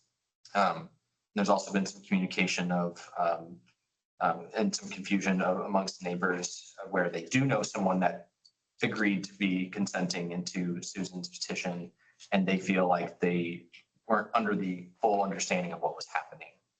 So there's been some miscommunication there as well. So there might be some pushback from proactive designation. But I just wanted to let you know that just today I've had some conversations with people that were confused. I think is why having some sort of definitive line saying, well, you're on the National Register or you're listed as outstanding insured, that gives us a cut and dry line of why your property. Part of what I have in I-69, section 106, which is another document we can open up before we fully wrap up. But just because it's like the federal government Yeah, said. that's a like, great property. Yeah, exactly. So I think that's part of this too, is recognizing that there's probably gonna be things that we want to look at for Shard that aren't necessarily, because essentially the real line is non-contributing, contributing. Like that's that border, it's the real border. But with the degree of what we're doing, I think you looking at outstanding was the great place to start looking. So. Yeah, I mean, the reason I asked you is, well, I wanted the clarification, but also like, what Susan's saying is, here's some double pens and here's this and here's that. And these are obviously all historic buildings and they function as historic buildings in some way. Most of the ones that we just looked at are radically altered, which would significantly alter their ability to be designated or not. So, and normally the reason that you do districting with clusters of buildings is because they all have the same relative meaning and statement of significance attached to them and can be associated, like the West Side District neighborhood or something like that. When you get into rural areas, you can't take one statement of significance and over here for this double pen and put it over here for this one. Right. And so you could do a multiple property listing that says all double pen houses, Yeah. but then you'd have to still go through and write up the significance of each one. Each And individual. when I see one that's got 5 additions on the back of it, Yeah. so I don't think you want to start creating a list, especially a full sweep type of list that hasn't been really vetted, because Yeah. the vetting is the critical part. Right. It has to be historically meaningful in very specific ways that only apply to that property. Can we, just for like sharp purposes and knowing, get through Susan's list to have those properties on our radar? Yeah. Oh, we don't need to spend that time right now. Okay. I'd rather Sure, put it into the cemeteries. Okay. I drive around Monroe County too, and I see buildings like, oh my goodness, I never saw that one before, So, I think the so I have cemetery is buildings on my radar too, and I think a radar list is really helpful. But we need some kind of cutoff for them, I think. I mean, I like your notion that, you've gone to Shard and looked at outstanding, and probably, you can probably do outstanding and notable and get away with it. But even then, whether the county would ever get away with a full sweep designation or not, is very unlikely. And then stone walls, which I think Yeah. we have a pretty good You want to get the cemeteries now then? designating all historic cemeteries Or the ones with walls? with walls, sure, or, yeah. Okay, so what I've got is I'm going back and forth between my presentation and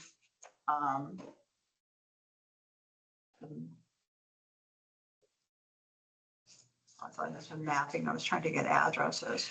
Oh, I remember where I was. I was in Find a Grave. Walker Cemetery is at 5 coordinates. Does that work for you, It might. Drew? Yeah, or intersections, any. Be able to do coordinate. There we go. GIS. Okay. We have longitude, and latitude. Okay, so we have 39.29016. That was the longitude. I guess so.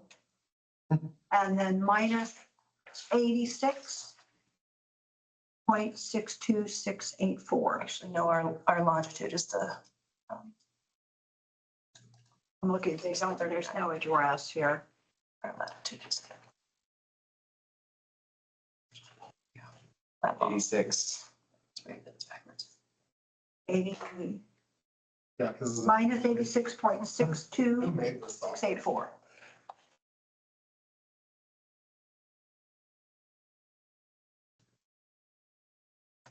And that is Walker Cemetery. It is in a wooded area. You're gonna be Blossom Township is where you're talking. Not Tabor.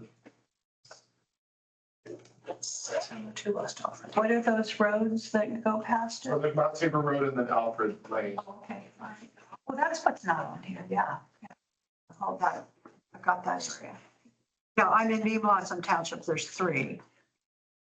Then we've got the Hewitt 5 on Creek Bend. That one is owned by what used to be Oliver Winery.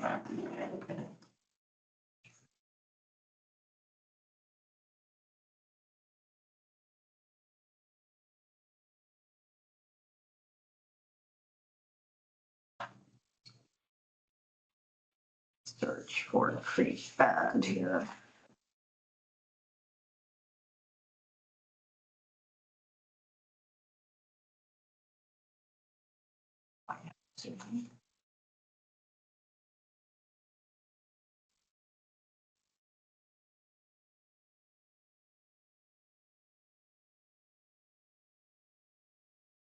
Sorry, it's just not easy. So you know that normally cemeteries aren't designated. That's the question. But we're just designating the wall. The wall. Well, yeah. We're Can we do we're designating the parcel. That's how we'd have to do it, but it's not caring about the wall. Typically, religious structures and cemeteries are not that there aren't exceptions, there are, particularly the big Greensport cemeteries in Brooklyn, but So are you saying it's not worth doing this? no, I'm not, I'm just I'm just saying that generally speaking, in historic preservation, you don't designate churches and cemeteries. Now, you know, if they're, Churches and cemeteries usually don't have dress section walls. well, many do, actually. They're quite ancient, you know, but they're typically not, they're not. It's not seen, you know, I don't know that I particularly agree with this, but in the practice, it's not seen fitting to necessarily try to control real estate that is managed by a religious entity. Because, and there are actually some new laws on the books that seriously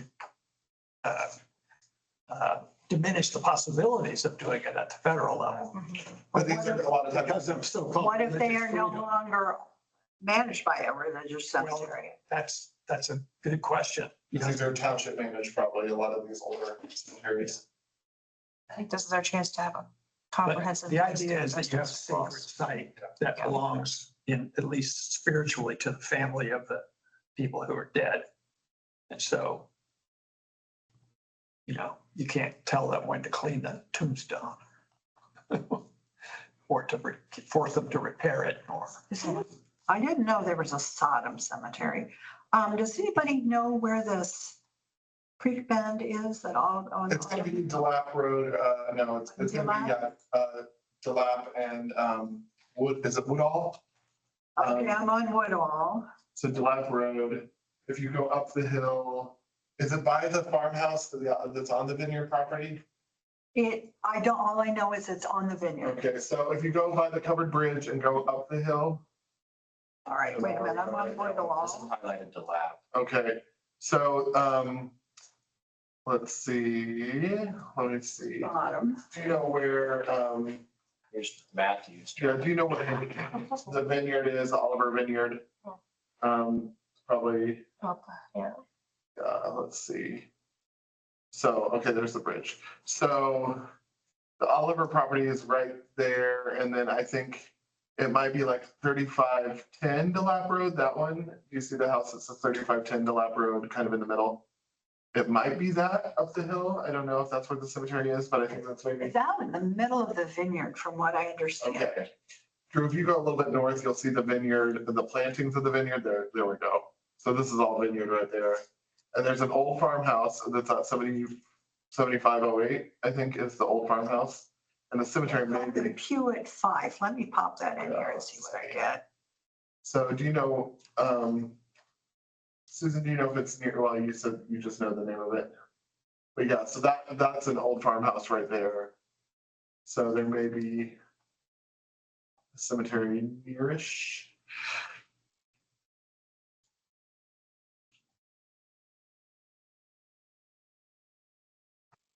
Do you know, do the Olivers themselves still own this property, or is it owned by the? That in the European conglomerate ones that I see. Oh, there it is, probably. Good eye, Drew. Okay, Not you, found Bart. it. We already talked about you. No, not you, Bart. Go up Woodvall Road, which is County Road 250 West. There you go.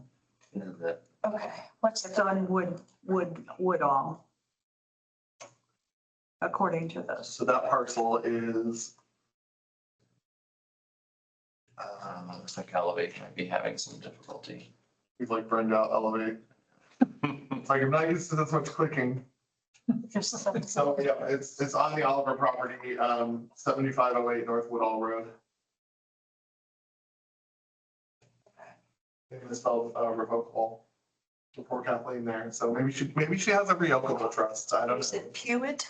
Like, Originally, it was called the Pewitt, PUETT /5FYFFE. That's that farm that's falling down on, /. Maple Grove Road. and also known as 5FIFE. And it's a pretty long wall from what I understand. It's square, that's it, right there. Yeah. Yeah. Okay, And the next one in that area is the Old Dutch Church.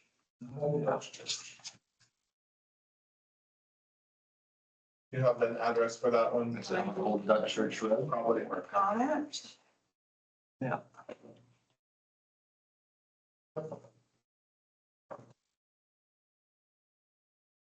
Now, the entire wall goes along the creek there. And I have a picture showing the wall going all the way up several acres beyond the church.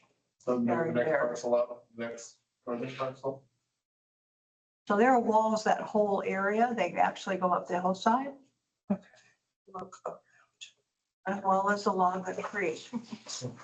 And then the shelter house has been built with that as a foundation. I'll bet they're along that property line up there, but I couldn't see it. It was too much debris. Waiter family trust. So it's both the church and it's on that surrounding property that there are walls. Okay.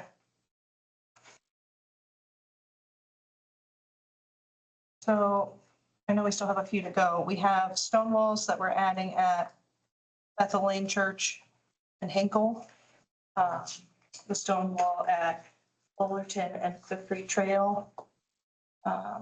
There is stone wall at Maple Grove that wasn't on the list. A stone wall at Campbell Park Road. Adding stone wall at Wayport. And then the Walker Cemetery, the Fife Cemetery, and the Dodge Church. Armstrong, is that your family? Look at you, Debbie. Oh, no. Armstrong in Bloomington Township? No one. I want to clarify which houses we're adding, because we're saying that we're adding a bunch and now we're trying to limit the scope. Those two on Popcorn Road, there was the green one that's outstanding, and then there's that now orange one, Yeah, we have thoughts or opinions on the now orange one. the Is Gothic. that one you think probably has BRI coming in on it? I'm pretty sure it does. So you're good with adding that one? Yeah, What about that? I would say Hollow? both of those houses, I would say are probably outstanding. Yeah. Sure. Or they were somehow missed and should be outstanding. Yeah. The Fox Hollow House, we're good with adding that. What about that Ruggles house on Anderson? Yes. Do we agree? The one that's the white one? Or has that been added on too much? I can't tell from an aerial. Yeah. Sorry. 78, 79 East Anderson. Since we're gonna have to vote, we all have to know which ones we're voting on. yeah, so that one's been, that one's got different siding on the outside now, but I think the original's all still, the original fabric's still there underneath. This is pictures from 2013. Yeah, yeah. So. So yeah, the aerial showed it was gray with white. Do we want to add this one or keep it for shard updates? I would keep the shard, the things that are already listed. I mean, I sort of liked your, I can't remember whose idea was of having two lists. One was like on our radar list and one is like to do this thing that planning wants. Yeah, Because I yeah. have my own issues with whether planning really ought to be doing this, but We don't, it was a communication from Jackie to the board saying, if you want to do something like this, it's a good time to do that. Yeah. And then she was basically like, if you want to spend It time, was like within the next 31 days. I saw that, but I didn't understand that there was some point, some possible intention that they would do a full sweep designation. Because correct, yeah. I just don't think that's a good idea, but What about that one with the Art Deco bridge entry? That's right next to the house and Yeah. that's city Right. property, And so you want to the probably. bridge is probably more outstanding than the house. I think the house has had quite a bit of alteration, but the bridge is probably. yeah, the house. I think it, You want to put it on the shard list and not the CDO list? So I think the house has been altered quite a bit. The bridge is probably, I haven't seen the bridge. I mean, I've driven over the bridge 4,000 times, but you probably haven't noticed I've it. never noticed it. Yeah, before. it's right over the creek there. It's very small. Okay. I would stay with the shard list and if you wanted to expand it, I would add the notables. Yeah. Notables. Which are already classified, so basically the mapping is already done. Yeah. I think I just have a couple more cemeteries Yeah, that we want to add them. oh, for sure. Well, yeah, let's go through them at least to make sure. We know where- Well, we've already gotten some and Polly already has them on the list. Armstrong Cemetery is out in the middle of Joe Peden's farm field. Okay. And I have coordinates. sorry, I'm gonna do that again. It's 39.22287.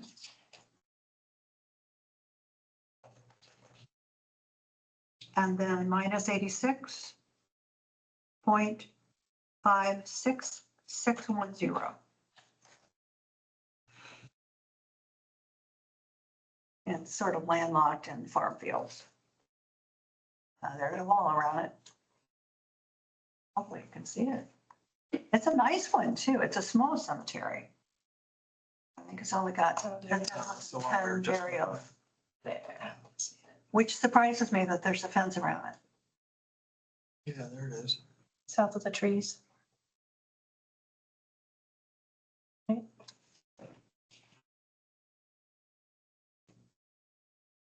He said he'd take me out there and I tractor.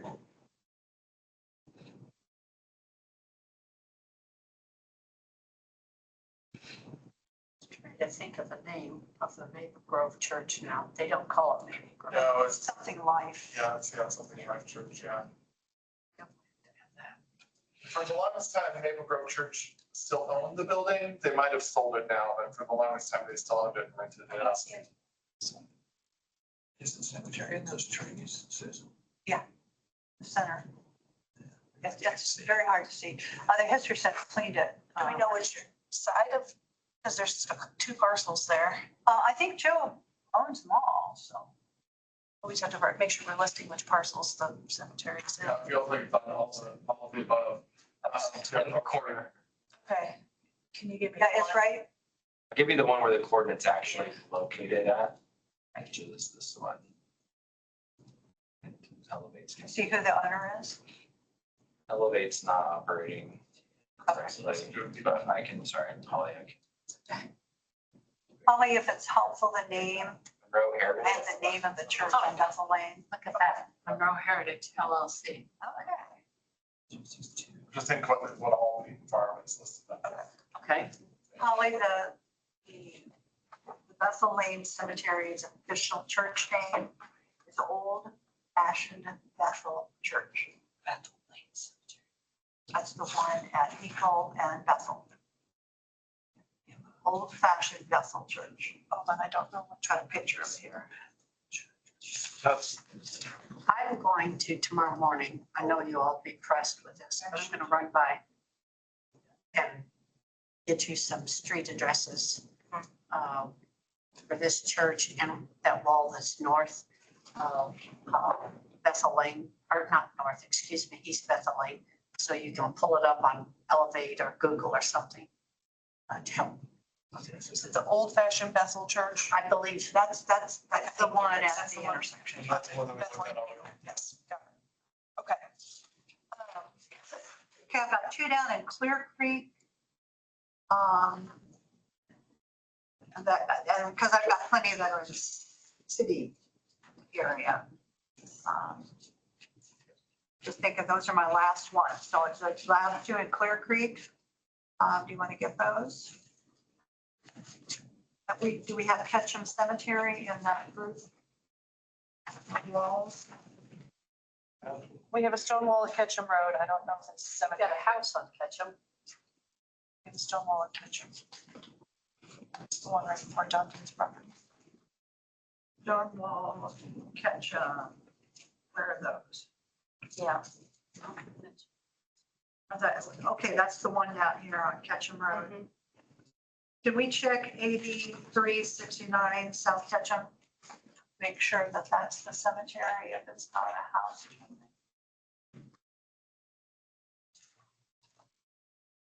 Okay. Yep, there's, okay. No, the cemetery is huge. Oh, It butts up against the creek. oh. I don't think that is the cemetery.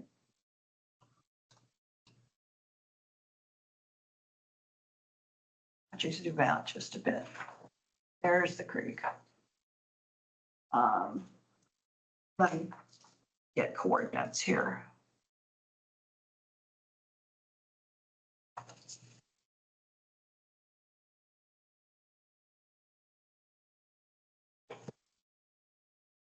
These will be the last two. It's in the backyard on the left side. So, I guess I'll show that. It's another- it's also the trail. Yeah, okay.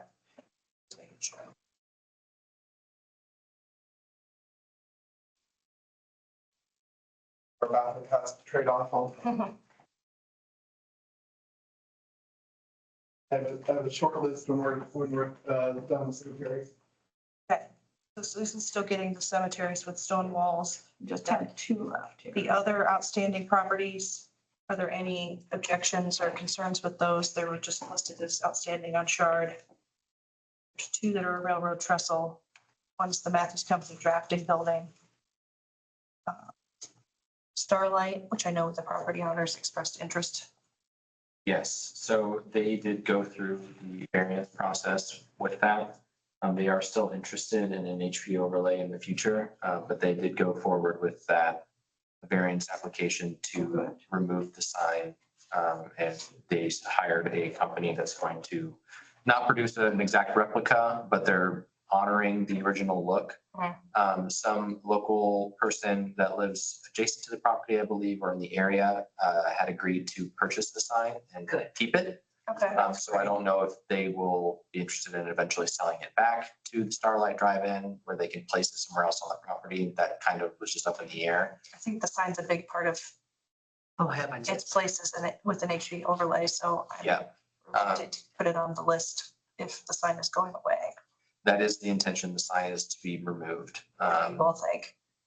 I mean, I that's the think the largest resources, fabric of the property is. I think the resources that were listed on the Shard report, if I can remember correctly, were the sign, the ticketing booth, and then another outbuilding structure on the property, as well as the, Snack shop, I think. I think it was the snack shop and then also the screen Yeah. area as well.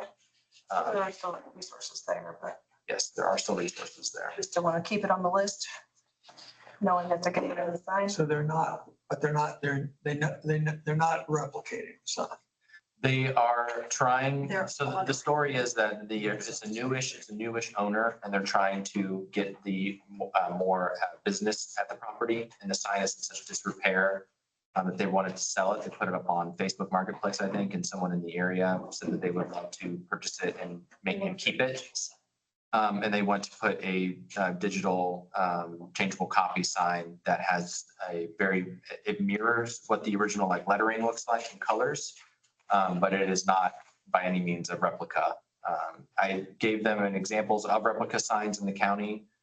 They were interested in that, but they did a little bit of research and stated that it was going to be too expensive for them right now. So they were going to move forward with the variance. I think I sent you all an email. I went down. I saw it. Yeah. I saw it. With great respect to everyone involved, not just here, but owners, et cetera. It could have been saved. I hope whoever buys it, Well, that they may. I hope they will, because it wasn't, there were some rotten pieces of wood, but basically it was made out of steel and different types of metals, et cetera, but it's probably the cost and digital. Well, I'm just addressing it because of your question about Yes. whether the Yes. designation would, shouldn't, I mean, if they are interested in a historic designation, then they We should wait. should be interested in. I mean, and replication is sometimes okay, like the dog bone sign at the Indiana Theater is a replica. Because when we got up there and did a condition analysis of it, it was so badly rotted that you actually couldn't weld anything to it. You just literally couldn't repair it. But the company we hired built an exact replica of it. And that was considered acceptable for tax credit projects and so on. So if they did that, it's not the same as alluding to it or Honoring the spirit. honoring it. Yeah, good. I don't know what the structure looks like, but I think from my point of view, it would actually be the screen structure that would be maybe the most difficult to maintain. So I think if they want a historical designation and then they come along in a few years and say, this giant thing for which there are no parts, it is rotting. Now what do we do? So that seems like it's the weirdest, most challenging thing to try to maintain. Yeah, depending on what it's built out of. Yeah. Right. And the other point I was going to make here is that I don't know how many drive-in theaters there are left in Indiana, but I suspect it's, Slim. yeah, Just a few. maybe under 50. 5 around here. Yeah, there are a bunch around here, but I seem like I saw a list that said maybe there are in the dozens in Indiana. So So as a group, do we still want to keep them on the recommended HP list or knowing their plans to remove the sign? Was there any of the structure of the original screen left? Is that what that is up there on the north side? The screen and the snack shop and Yeah. I think it's probably the screen and the. So really all that's left are the building And also, and the history.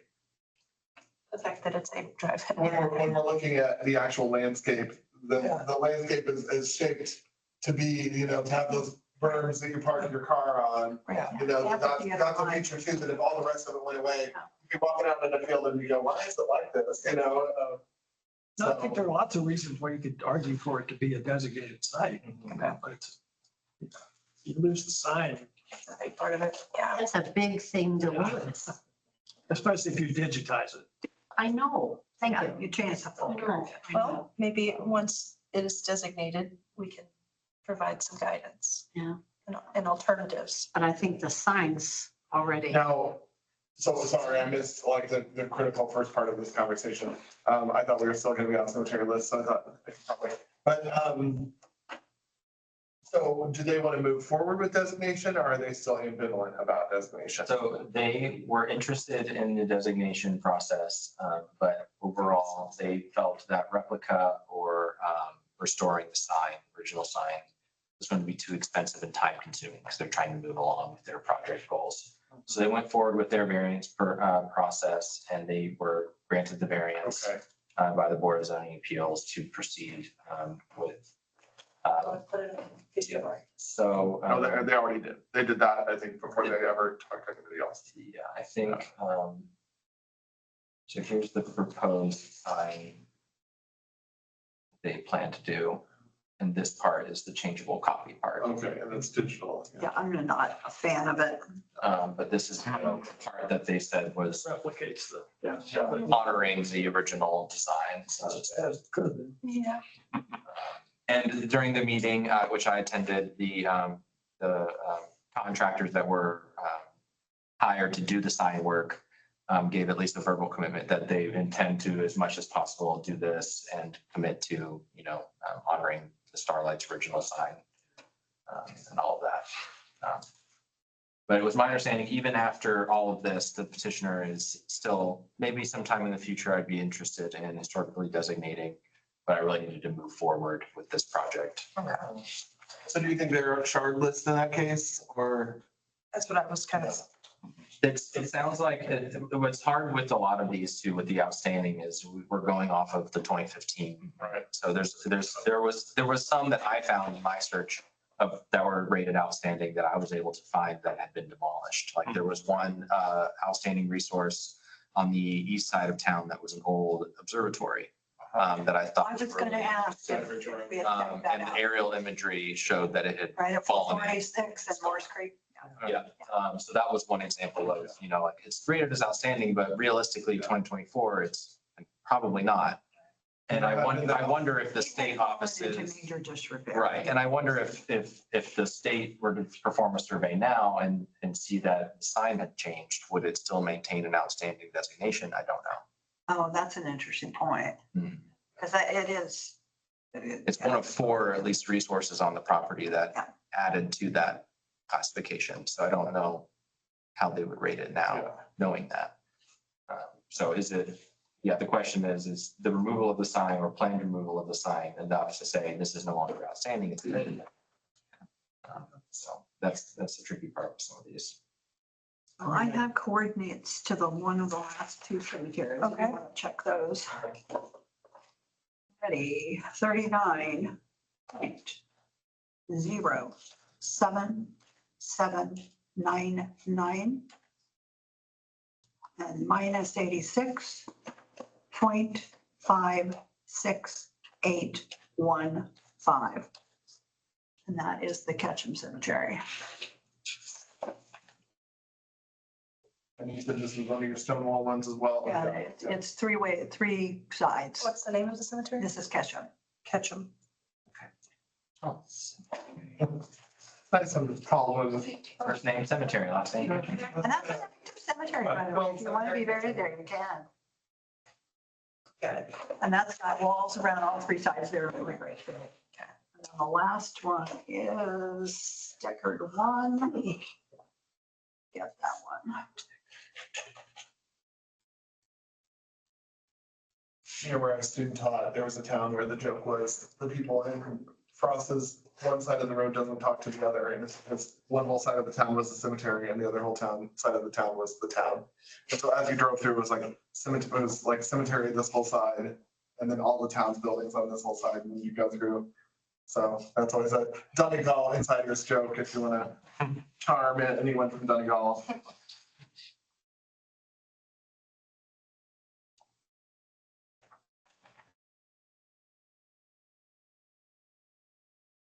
All right, also known as Michael Deckard Cemetery. Now, I think this one, what do y'all think about this point that, let me give you the coordinates. Come on. Go down. There we go.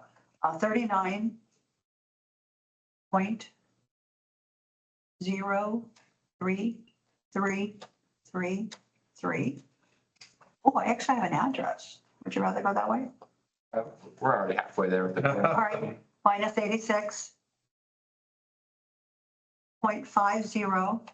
86.50394.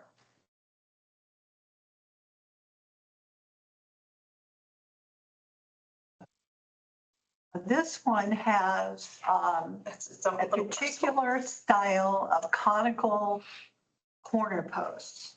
It looks like And a cemetery entry that's outside of that. Yes, I'll double check. Can you hover over the parcel? You. Wow, what houses are there? I've never been this far. The, Let me make sure this. it doesn't appear to be original, but it would be probably dating back to the work done. The same people who did the work down in Lawrence County at Avoca and Spring Mill, in town and at Otis Park. It's the same style and there's mortar and a conical shaped end pointed gate posts. So it's, the CCC did it. We've got those records. Oh, so it's not a dry stone. It's not a dry stack stone wall. So that's the question. Do you want to include it or not? It's the 30s. It's not a dry stack. Well, one of them, I'll tell you, is the wrong thing. I think Yeah. it's, you know. It probably was at one time, I'll put CC. just like the ones down at Avoca and Springville, but it's not anymore. So I'm saying, let's not include it. I talk about it just as an example of, you know, that Put it on the people short list. honor the walls and have them rebuilt in the, and why the CCC would have done it on private property, I don't know, but. Probably the original location and configuration. It may of the have been wall more public, yeah. And probably the same stone. Yeah, I think It's it's just that they reworked it. been They repaired. reworked it, yeah. Joe, that's legit. Oh, yeah. Okay, so not on the list because it's not dry stack. We can put it on the shard future list. Okay. Well, and there's some that Debbie is talking about on Bethel Lane that I think belong in that. Been there That's the forever. Deckard Cemetery Pool. That's one of the features. It's been there a long, long time. You know, those Deckards, everything has. to be Membership for my- Yeah. They didn't know how to swim, that was one of the It's been issues. there a long time. I'll go check. I'll go take pictures What tomorrow. is that behind the house? It's a pool. Right there. A very fancy pool. Very fancy. No, I mean that there's a line. Is that a tree or is that a fence line? Is there an original wall that we're not seeing?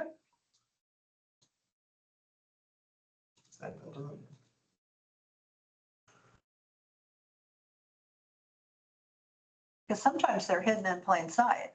Yeah, I know that line looks very suspicious. Now, what is that line?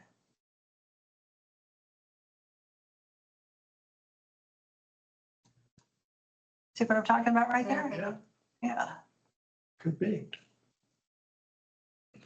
Remaining trash tag. Yeah, That looks very, very wallish. all right, So maybe that parcel There is, you go. keep oh, yeah, on look for wall. And they might have stolen from that to make it. yeah. Wall or a tree down. Looks like it could be a tree. It could be a tree. It's hard to see. Okay, we have all of the. I got everybody on my list has been covered. Okay. Debbie, Okay, I've got my short list. I've been doing research. So Susan brought up the Delat Five Farm. I don't know if they have any levels of any designation. They have a little plaque on the front of their house that says Delat Five Farm. It is 1585 West Maple Grove Road. And it is a multi-pin house, double pin in the front, lots of pins on the side. With about 8 add-ons. Yeah, well, I don't know how old those add-ons are, like the back add-on, because they used to have doors. Do you see all those kind of white blanks as you go down? Those were doors. And then several barns and outbuildings on the property. Yeah, the barns are literally falling down. I mean, they're leaning this way. Silos, not you, Deckard Fancy Pool. Yeah, there's, so that's a house, and then the barns are generally closer to the road. There's some outbuildings, as you see. But then I think that other barn is still. There's 2 barns on the other side too. So that's 5 property, I think, still, maybe. And then, That's, on the other side, that's 5 there. no, that's all 5. And there's the other The barn. 5s did own all of it, and then they sold that. That's 2 separate parcels. Yeah, 2 separate parts. road was this? This is Maple Grove, this is West Maple Grove. So Just north of the water treatment plant. The, One of go down on Randall's the house there. Yeah, that's So that would be, Monroe County's only saddlebag house. And then if you go a little bit to the left, there's a wagon barn that they restored with a grant from the Indiana Barn Foundation. Yes. No, that's behind. and what makes the Go wagon straight barn to a the wagon left. barn? Right there. It's a single story and has 2 big double wagon doors Okay. on the front. It was used. I mean, for- they're also decrepitly falling down. It's sad. No, it's been rehabilitated. We get money to do it. The barns farther than the neighbor are on the 5 property. And his are in pretty bad shape. So just designating this one to the south, not the north, Right, they're 2 separate parcels. and we want to call it the Fife Farm. there's still that 5. Fill that for that side. FFE. FFE. FFE. Same people as the cemetery. And then, this, Must be on Shard. It's in the So- Maple Grove Road. It is. District. yeah, it should be. Well, I don't know if it came down that far, the district. Yeah, I think. Yeah, we'll do that. And then my other mid-century modern north side, one, is Brown School, which is 500 West Simpson Chapel Road. Is that owned by the Cook? It is owned by the Cooks. Now, do we have Peterson House in the Indian General? That's Chris's change. I don't think so. That's outstanding. Oh, 5.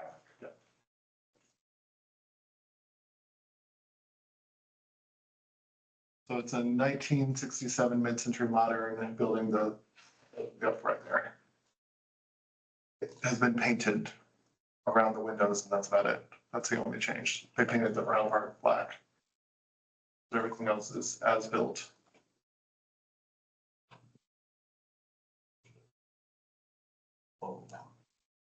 And what is this? Brown School. Brown School. Oh, okay.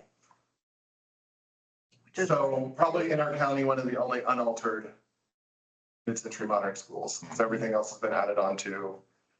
Yeah. Played around with, even on the inside, but as we discuss things like outside, And as time passes on, significant persons and events only increases, I think, with the building itself. But by itself, it's the first consolidated school, elementary school in the county. I know that's not true. Washington Township Consolidated was that. And it was designed to have an addition, the architects have, so I don't Well, know. that's where they want to put that new tower too. That is probably, That's right. There's a tower there. yeah, there's already one back to back. And of course, Star of Indiana was out of there for a while. Yeah, so once we hit the 50-year of 1984 or 1985, we're getting into that level of significance. But 1967 was when that was built. It was too new to hit the 2015. And it was too new for I-69 to catch it on its round. But they also wanted to build an interstate right there. So they maybe a little bit hesitant to look at something that was that new as having any significance. Okay. Does anyone else have any other properties they want to suggest? I would like us to look at 5611 North Tunnel.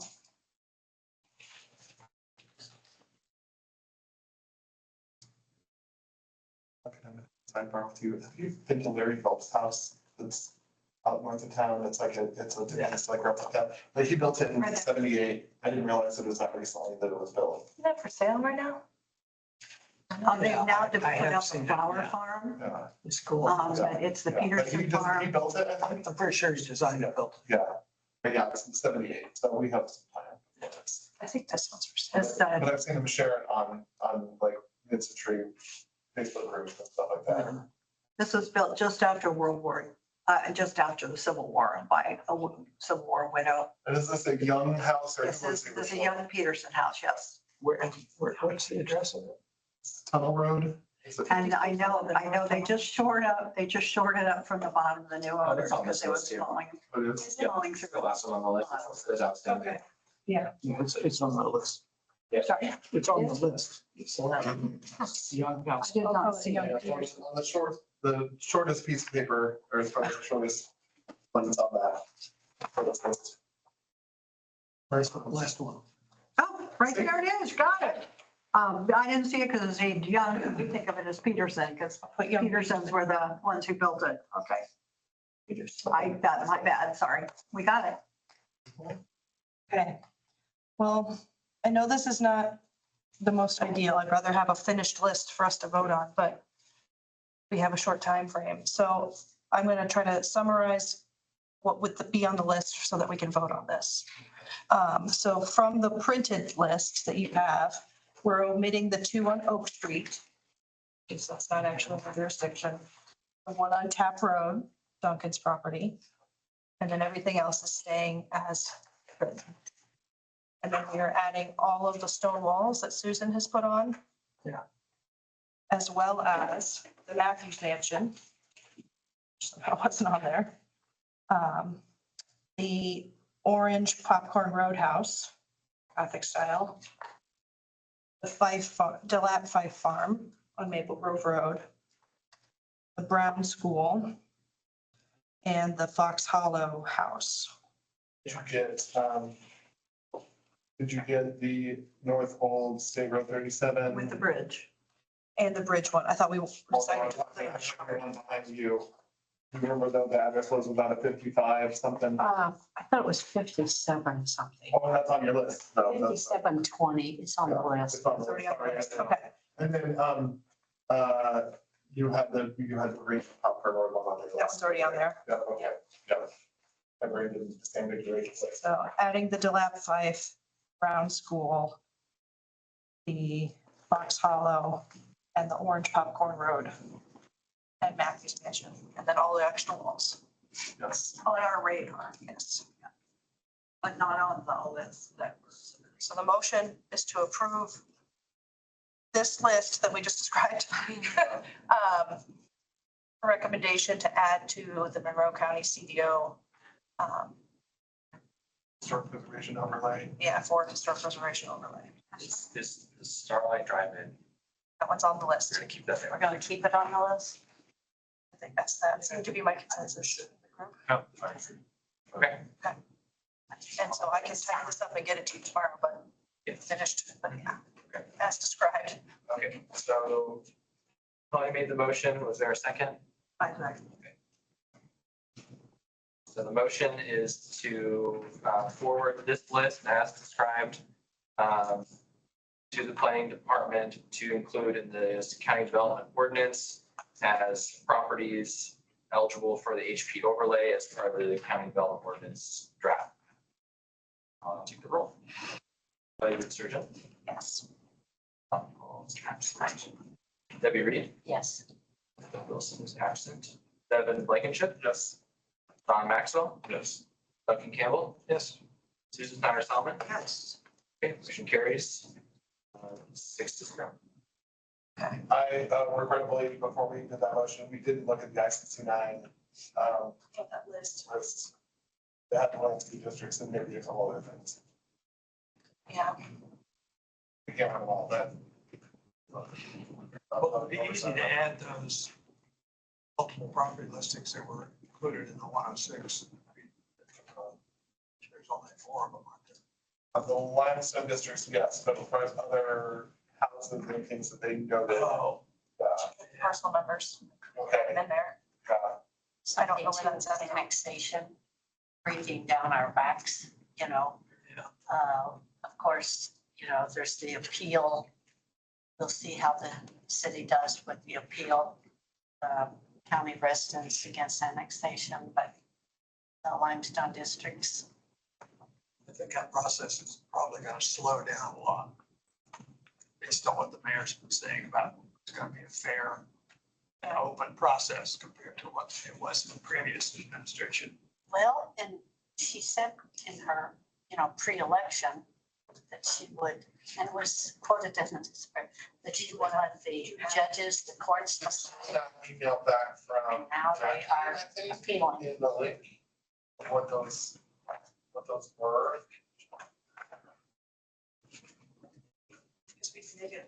I don't know how, yeah, I don't know how concise it is. I mean, we have it as an add-on, I suppose, our own motion. One that I see right before. There's a lot of limestone. I don't think it's in that. SharePoint folder.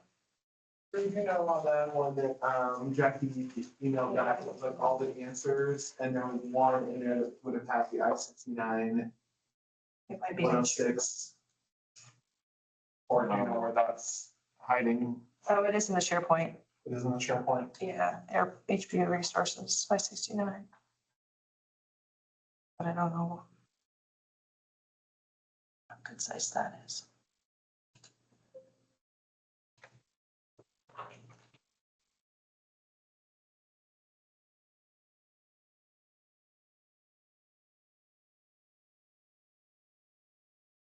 Well, Drew is looking for that. One of the other things that I wasn't sure of, if we could get it into being a policy or procedure, or if it's more of a preferred practice, is the notion of naming / renaming things, because we've had a lot of times where something has come to the board.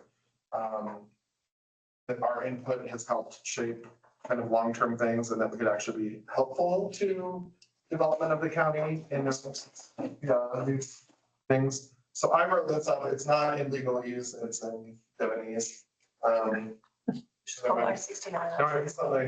Probably something that can be. Oh, no, not Devanese. I think Devanese, I think I'm checking Devanese. Now, there was a discussion on one of the major groups this week about an awareness of the name Hunter and using it for the forage. There was awareness because of name change that we got Yeah. through. And so I thought that was pretty good. So, yeah, I just wrote this up, that when types of structures, including roadways and landscape features in the county planning jurisdiction are the subject of naming or renaming, the Monroe County Historic Preservation Board review will have the opportunity to recommend names based on knowledge of historic associations or the site or structure. And I just have these 3 items on here. Any recommendation things that not be limited to surnames, occupations, tribal affiliations, or land uses. Recommendations will likely avoid geologic and landscape features from outside the area. Plant and animal species not associated with the area, or persons, families, tribes, occupations, industries not associated with the area. former names, both formal and colloquial, should be included in historic designation and documentation, because we've had that come up, especially with the quarry names where they have 4 commonly used names and then the official name and things like that. So just so we're getting it Breckenridge right. Street, things like that. So, feel free if you have any questions on this or if there's anything you think we should do with it. I just know that a lot of times in development, we have things like Aspen Ridge and it's like, Kelly Ride. Grizzly, No, Grizzly Bear Road. Is there a way to recommend this be put into the CDO language? That would be a motion and a vote, I would say. well, should I move my own contribution? I feel like somebody else should move it. Do it in your best time. Yes, okay. It's like Big Latin, but worse. So yes, I move that we adopt this, well-written naming / renaming policy as part of the CEO. Second. Yeah. So a motion. If legal wants to bounce back with some other thoughts on it, they can. But we don't need to have like the Britney Spears court or like Yeah. Flamingo Terrace is usually the example that I use. You know, we laugh, but really, Yeah. look over the county. I mean, some of it's like, what? Well, and I had mentioned before that, that I had a meeting last week with the director of the Native American, group on campus. And so basically, I sort of got her nod on where I am on some of these things, but if we ever get to a point where there's somebody saying like, oh, yes, we have like Squaw Court, we would go, yeah, so that's really not a name we should be using right now, and renaming, we approve of renaming, why don't we think of something appropriate for that? And we don't necessarily need to have like Comanche or something in Monroe County when the Comanche were never here. You know, things like that. So in respect to their tribal history, we don't need to be throwing in all sorts of epithets and tribes that weren't ever here. But this doesn't apply to naming ice cream or paint colors. does it? Yeah, you can paint your house. Cherokee blue. That's good. Okay, there's a motion and a second on the floor to add this additional language provided by Devin Blankenship into the HP ordinance with respect to the county development ordinance changes. I will now call the roll. Yes. Devin Blankenship, Yes. Don Maxwell, Yes. Duncan Campbell, Yes. Susan Sanders Salmon, Yes. Claudia Rich Surgeon. Yes. Okay, carries 6-0. And then Susan, do you want to share what you wrote up? Yeah, I tried to give what I worked out the best traction I could, but I realized that I was very unfamiliar with the whole thing. Pretty much a newbie in it, so I tried to take what I could from various sources and just shoot for the moon. So nothing is well written. But I did Susanese?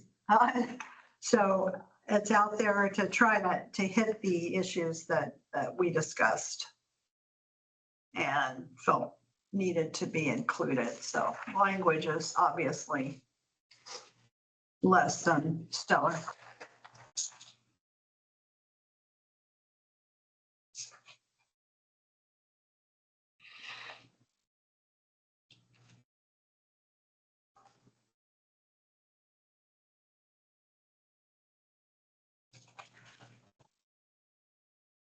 I was taught to ask for everything, and then if you got something, you'd be happy. So that's what you're seeing.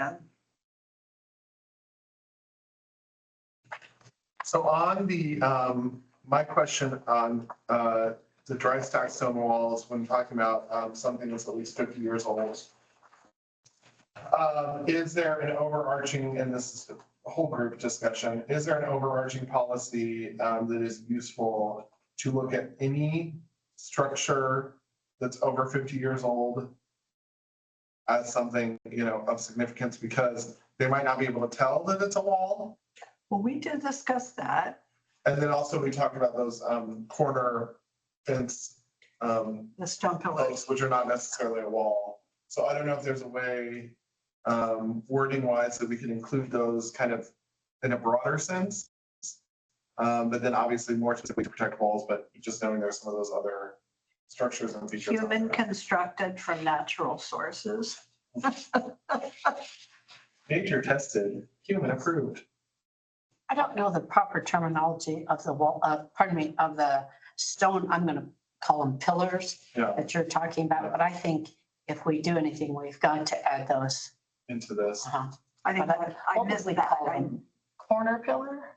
We think they were corner markers, but we Well, some of can't. them were, but some of them are fence posts. Some of them were, and some were later made into fence posts. The one at Maple Grove Road, that's, All over. is it at Maple Grove or Maple Road? And then some of them have the original Stewart Ironworks on them. So do you think he's calling them stone fence posts or stone, is there a broad term that you feel like would be applicable? Yeah, Or should we even zoom out to say, searching in my Structures. mind. And or. They were I mean, there's a Stella, they're not, you know, they're, Most of them are rather pitted. some of them were I believe, boundary markers too. yeah. And the one on Pro Road, I have, since 1956, I never saw it used or heard of it used as a fence post, but it was a marker for the For the entrance access road. of the cemetery. Section lines or range lines. Could be, Also, but I don't know, I don't know for sure that that's true, because there's so few left. But it's standing today and it marks the entrance or what was the entrance to the cemetery. And it even states it on. You know, it kind of goes back to my comment about grand sweeping designations, is that everything is really a case by case thing, so.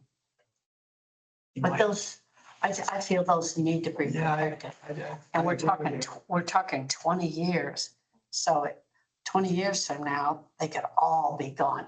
There's one in the city that was a horse tie post. It's designated. It's got an iron ring in it.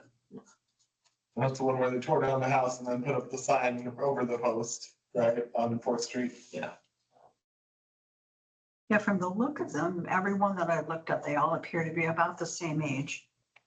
Almost identical in construction and Yeah. the same amount of wear. So I'm thinking they must have been 1830. Maybe they came out of the Mathers quarry early. I don't know. Somebody would have to test that, but I've not seen them anywhere else in the county. Have you? I've not run into them anywhere except in the Maple Grove area and some Ellisville. I know, but to me, the roughest somebody hidden in plain sight would be one of those that if you were like, okay, I'm just making my eyes up for those. Yeah. So I imagine like Harrisburg would probably have some down there, but maybe not. I think they're more than just a couple left. Now, you have to look for them. There's one on, over on, I'm trying to think, across from Griffey Lake, Griffey Park. Okay, Uh, like on Stone Mill Drive or Not Matlock Heights, but it's farther down. What's Marlin Hills? Blue Ridge? Blue Ridge, yeah. Yes, yeah. There's one there. Huh. There's one on Pro Road, which used to be Park Schoolhouse Road. I'll start looking now that everybody's. Blue Ridge was Sheets Hill, right? Huh? Was it Sheets, SHEETZ? Or where Blue Ridge was that the farm that was there? I'm not sure. And then Matlock Heights has the farmhouse in it too. and- Yes, yeah, they do. Used to be Sullivan's. Yeah. Uh-huh. So that's my sidebar, and that's maybe something we can explore later, if there's a more general thing, but, just thought I'd get it out there. Well, I just mentioned number 4 under dry stick stone wall was in the Kentucky Okay. state code. I just threw that in there for discussion, so. Yeah.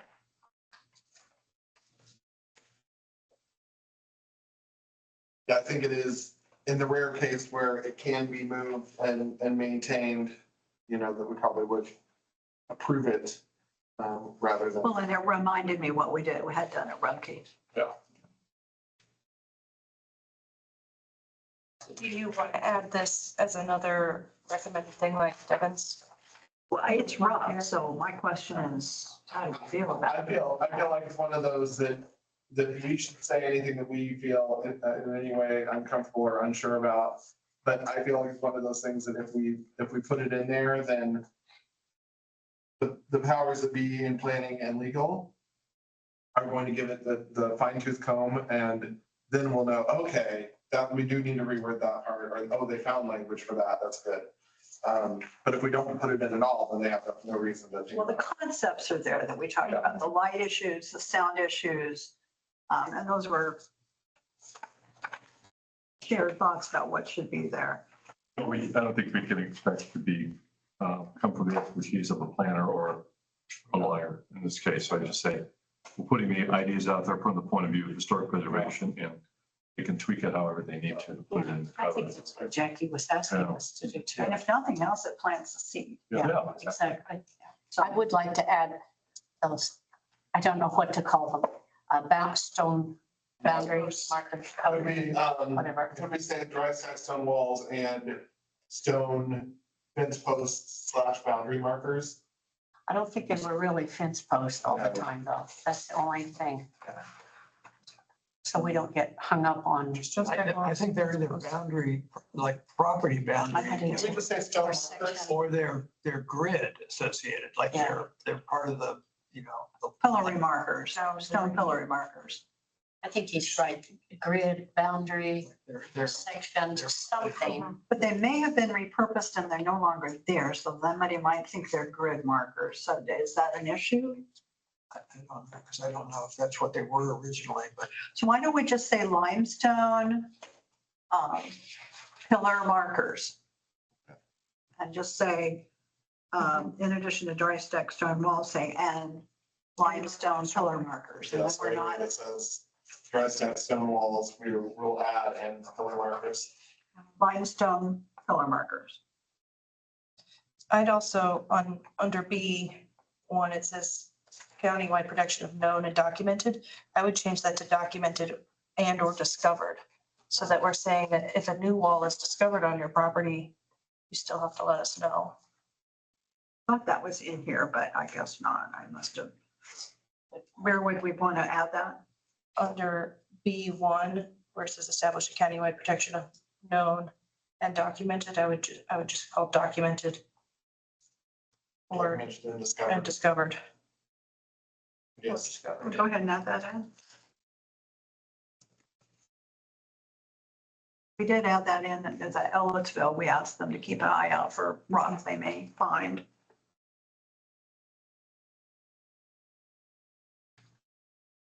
so some of this is stuff that would normally be regulated through through the board of review itself.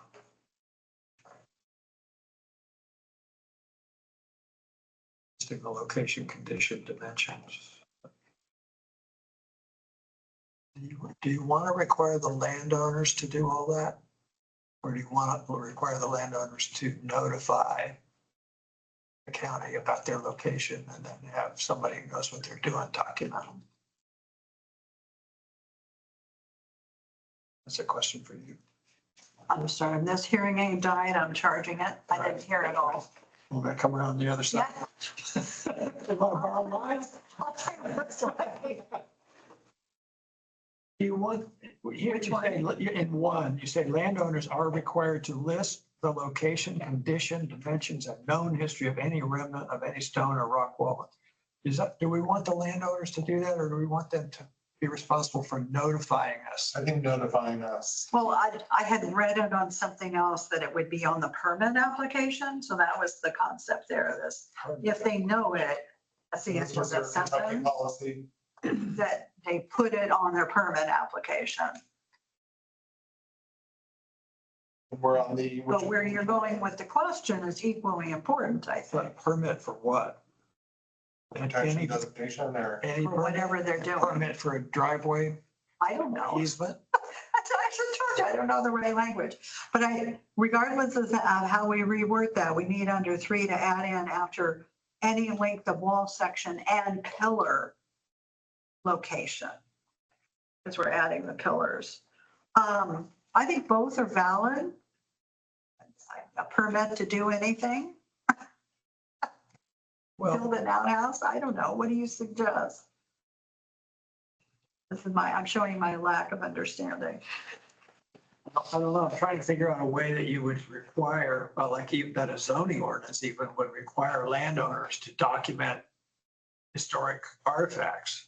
It essentially takes a level of expertise that Yeah. it's not fair for us to expect him to document it. However, the point I think of yours is that knowledge is included in the permitting process. Which is where the known comes from. Yeah, and so that's kind of tease those two out where, and which one are we on? Yeah, because I've been looking at several different places. One. If you know that there's something, you need to document that it's there, because it may not be a part of the record. I would say something like, when applying for a permit, landowners are required to include the location.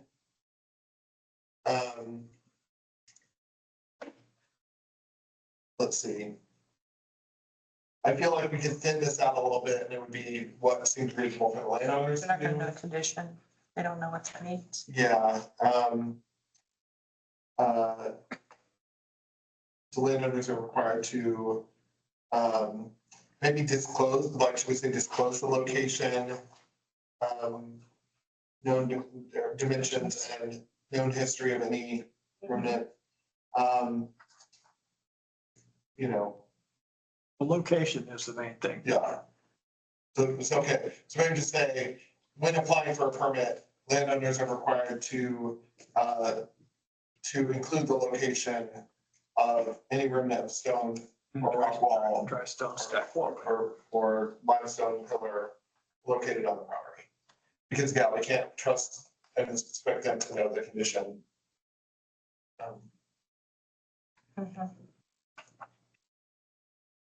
And you have to think about what you do in violate, every time you make a rule, you have to think about what you do when somebody violates it. Yeah, So Yeah, you don't want them to, you want them to have to acknowledge its presence yeah, right. as located on their property. Beyond that, I don't know that you want them to do anything. yeah. I also just want to point out, But the preservation board would make the rules if you're going to designate them as a countywide group of objects. Right? Then we would make the rules about whether they could be moved or not, or, so I'm not sure it would be, whether it would be at our designation level or whether it would be at the county planning ordinance level. You know, I'm just not, so it seems like what this is really saying is we intend to protect these dry stone walls as you described them. That was the intention. Yeah, Yeah. so we want the planning board, you know, the people working in planning to know that it's the intention of this board to protect those resources. But I don't think we would have the last word. But making all the Oh, no. rules of, You're right. making all the rules about, well, we might. You think? I mean, let's just say I had those stone walls on my property and I came to you and I said, well, I want these to be, you know, I want to designate the property. I want to make sure we include these walls, you know. At that point, it would But I be mean- protected. But protecting the wall in a grand sweep by requiring the landowner to do all this documentation, other than just saying, I've got some, is probably overreaching. so if we limit it to the permitting process, like, let's say, for example, I want to put a driveway on my property and I have a stone wall. Then when I come to get my permit, Building permit. then I have to say there's a stone wall here. Right. And then the other thing that I want to throw in, and I love the specificity in general, but I think we might want to remove the specific type of limestone and possibly even the word limestone. I mean, you could just say rock. Because they're not going to know which is which kind. I played around with Yeah. wondering if that was appropriate or not. And I think one of the reasons why I say that is because of the stone pillars that we're talking about are probably not the Harrisburg limestone. They're probably our Salem. In this I area, think they're Salem. you've got St. Louis, you've got Salem Olytic, and then you've got Harrodsburg. So Yeah. that needs to, respectfully, that needs to be taken out. Generically, you could say limestone, something in the opening paragraph, I think, not speaking for Danielle because she's not here and she is very versed in these stone walls, but originally constructed from locally sourced natural stones and without mortar. Yeah, I don't know if all of these stone walls, I have heard various times, and I have even been corrected, not just Danielle, but other people, that a lot of these dry stacked walls, it wasn't locally sourced stone. All the ones I've And seen. you'd have a hell of a time proving they were. No, I can tell you that every wall I've looked at has been Harrodsburg, so. Yeah. I took that out of the Kentucky language. Well, down there, it might, I say down there, because see, their limestone's totally different than ours. It's not the same Salem oolitic that, No, but it's the same as the Harrodsburg. okay, I could buy, I could yeah, I could appreciate that comment then. But like say, what they use down there for building, not just their walls, but some of the cladding, it doesn't even compare to what we have in Owen County, Monroe County, and Lawrence County. And I'm talking about the Salem oolitic. There is, you know, it might, like you say, be Harrodsburg, it might be St. Louis, and it's sure not Salem. I don't think you could, the dimensional limestone would be, I've never seen dry stacked stone walls with that stone, but they could exist. Yeah, well, see there again, then that's constructed from locally sourced natural stone. Because a lot of that, you know, during the WPA and all of that came from different, from out of county too. Some of it did. Did, but those aren't dry stack. The WPA ones are dry stack. Yeah, well, I'm not talking about just, I mean, some of it has come in from northern Indiana for those walls and not just the one that's been used with mortar. So it's just, that's kind of tricky there. Regionally sourced limestone, regionally sourced natural limestone. I think maybe regionally sourced limestone. Well, if we feel that locally sourced, I feel strongly locally sourced should be there. Okay. And if we feel it shouldn't, just take out locally. Well, I guess that's where the interpretation is what's local. So for example, chances are, we don't have a whole bunch of Kansas limestone kicking around. It's probably within a certain radius. We're gonna care about it. I mean, you have to be able to, you know, whack it around and cut it into, flake it. You can't do that with dimensional, so For a little stone wall, you're not gonna be transporting it. Very diversity laminates terribly. that's exactly. We couldn't sell it here. But we don't actually know if it was locally sourced. I know. So if that's a contention, then take those two words out. Natural stone. Keep it as generic as possible to protect as much of the resource. Then leave it just as natural stones. Yeah, but that would work. Because we don't know where those came from. I do think the dry stone is local, but I don't know about the forest. I could just see somebody coming back and that, if I could be kind of, How do you prove it was? bite us in the butt, you know? That's when people are fighting something, they get pretty clever. Well, I mean, I always joke, you can't go to a dinner party without you take chocolate chip cookies and someone goes, oh, I did my doctoral dissertation on chocolate chips and the triangle trade and the slave triangle. It's like, oh, okay, I just brought cookies, is what I did. Did you actually cut them off the bar, or were they Toll House? So it's a lovely aside. I did one time have somebody say, I would love to know more about hydrogen cabinets. And this is when Nancy Hiller was still alive. I was like, you need to talk to Nancy Hiller, who wrote the book Hydrogen Cabinets, who lives in Bloomington. But anyway, I think also as we've had before, and we discussed this, and one time you came to the board when you were discussing to redo the culvert bridge on the farm property. That we have been known to sometimes take too long to respond to something, and it allows the property owner to basically act anyway. And so, like, for example, with Start date. with Erica, down at Stip Bender. She said, I'm just coming to you to tell you that Yes. technically I can do what I want to do anyway, Yes. because the deadline has already passed. And so I think at a certain point in time, if we had local in there, there would be somebody who would probably, there'd have to be somebody who's knowledgeable like Polly, of that particular thing. But, you know, it would be one of those where we go, they're right, it's not in the area, so we can't do anything about it. Why So I don't we think just say dry stack stone walls? Erica taught us a very valuable lesson that she night. did, but Yeah. I was bad, Forget that one I was bad the night that you came in and you said, you know, I won't forget that. yeah, so. Oh, Okay, so I've got changes in number 1. I have additions to dry stack stone walls, taking out historic, adding in the pillars everywhere that the walls are mentioned, the specific pillars. All in sections 1, 2, 3, and 4 under B. Have all those changes. And the second sentence, the rewording and when applying for a permit, blah, blah, blah, got all that. What else? I'm taking out locally sourced.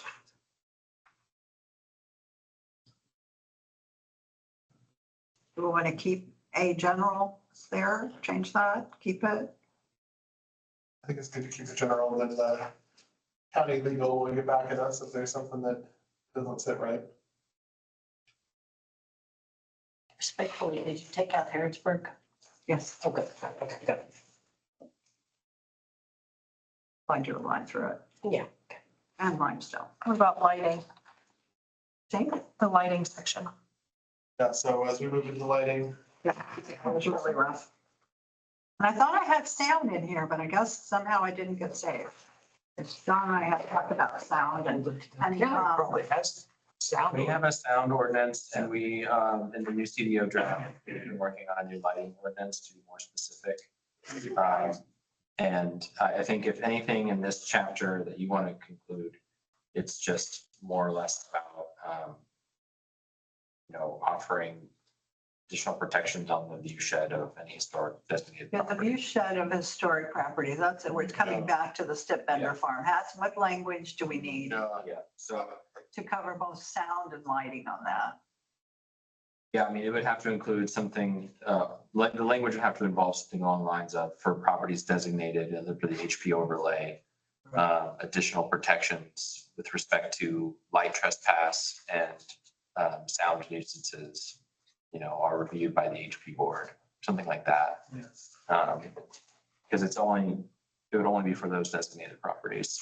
Otherwise, the normal zoning ordinance for noise and lighting would apply. So it's almost like an additional, like, because you're in the HP overlay, we have, you know, the authority to review how it's affecting it and then provide, you know, recommendations or something like that. It's hard because a lot of the ordinance is centered around this board having authority of what's designated and not necessarily what's within 100 feet or so, you know, of that designated property. Would you be able to, if I get up tomorrow morning, make these changes and send you a document? Mhm. Would you be able to just add that language, Yeah, I can On do them. something like that. I think so. or you can work on it? Yeah. Yeah. Were we okay with that? And do we need to have a motion, like a pre-approval motion on that? Well, do we need to have this tonight? So Jackie had communicated that we're in crunch time with a lot of this language ordinance language because the first public hearing is the 24th of September. So she wants to have the most up-to-date version of the CDO available for that meeting. So if there's still lingering language updates, edits that are being made, then it's kind of like the public's being presented still a very significant draft. I understand. her Um, position now, yeah. Yeah, so, you know, it certainly can be a situation where, you know, I think you approve, or you vote on, adding this additional language that Susan's talking about, and then it can kind of generate a Yeah. discussion. Yeah, so I will make a motion to approve the language and edits we have discussed this evening on Susan's document to be put for county planning and. With removing the lighting section? No, I'm saying with the edits as Drew sees fit. Right. Taking First out the item. lighting section. Sound and putting lighting. In, Yeah, putting in a new section C right. that Drew will draft. Yeah, those will be edits. We've agreed that he's got the language to do those edits. Do you feel comfortable with that, Drew? I think so. I think I Okay. can work with Jackie. Because then that way we can get it moved forward. with that. And so we're not just duplicating. Yeah. And yeah, Duncan, I think Jackie said she wants to get everything as wrapped up as possible by December. So it's, No, I understand. I appreciate that. I'm just trying to, and I don't quite understand how this is going to fit into the larger document. Like, I mean, for instance, in the general statement, historic preservation and protection is granted to all visible or known buried. You can't create historic designation that way. Yeah. So that language is just not going to work. This can't be a statement of fact something that's going to happen. yeah. So, the Historic Preservation Review Board of Monroe County intends to protect the dry stone stack walls in Monroe County, period. So do you want to, yeah, so are you saying like right now we should probably reword section A? Yeah, I Before we think so. move forward? Okay, I don't let's do think that. section A, Or just remove it. yeah, I don't think it needs to be in there. We're not Okay. explaining what HP is in this part. It's So just the saying, intention ought to be, if you want our intention to be part of the built planning code, then the intention has to be included in the code. Yeah. Like Monroe County intends to protect its dry stone. Yeah. Yeah. Okay, so basically A should be something like Monroe County. There should be a statement of purpose or something. Okay, It could almost be included in this section B. section number 2. Yeah, it could. Yeah. Although that's usually a more general statement. Right. It says worthy buildings, structures, sites, monuments, streetscapes, squares, neighborhoods. Well, stone walls are structures, so they're included in that statement. Then do you feel like it needs to be restated anywhere else attached to this, or do you feel like this section B and section C restating are fine? I think, well, B as edited, I think is okay. I just thought if there were a general statement, it should just be something really simple, like it's the intention of the Historic Preservation Board of Review of Monroe County to protect all the dry stone Yeah. stacked walls in Monroe County, period. You don't have to talk about whether they're regionally sourced or. Can we have that in the edits through what Duncan has said? Are we saying that we want to take out the description in the first paragraph under A? Take out A, And do that more general statement? because you can't grant designation in a Right. planning. I was worried about that language there. But yeah, I wasn't intending. No, But this is a great starting point at a minimum. And I really appreciate everyone's effort in the short time frame getting all this to me. Yeah, well, thank you for getting that additional day for us, when it was originally like the 15th. I was like, ah. Yeah, cards have gone out to countless Yeah. residents, so. And remember, when you're talking to neighbors, one of the main goals is to simplify the fact that there are currently, 41 different zones. Oh, even more than that. So, yeah, so simplifying from what it has, so it's easier to interpret. And then the thing I've been telling my neighbors is look at your individual parcels and the parcels around you. And then if you have concerns about what they're going to be, that's where you should start generating questions based on what you see and what you have. But I've got some good feedback from neighbors on that, but yeah, a lot of it is a simplification process, just because over all these years, we've done things, and like with the BUA and the AFA and the 2 mile fringe thing happening, that still hasn't really been accounted for, I don't think, until this new CEO, so. What was that language, that very general language you were referring? it's the intention of the Monroe County Historic Preservation Board of Review to protect all dry stone stacked walls And in pillars. Monroe County and columns in Monroe County. I will tomorrow morning do my best to get all of this. Okay. I will send it to Drew. You take a look at it, add your wiki language at the end Okay. and send it out to everybody. So I will restart my motion, same person before, basically with the edits that we discussed, to approve this document with the edits for Drew to move forward with to planning and the CDO discussion. And putting them under chapter 810.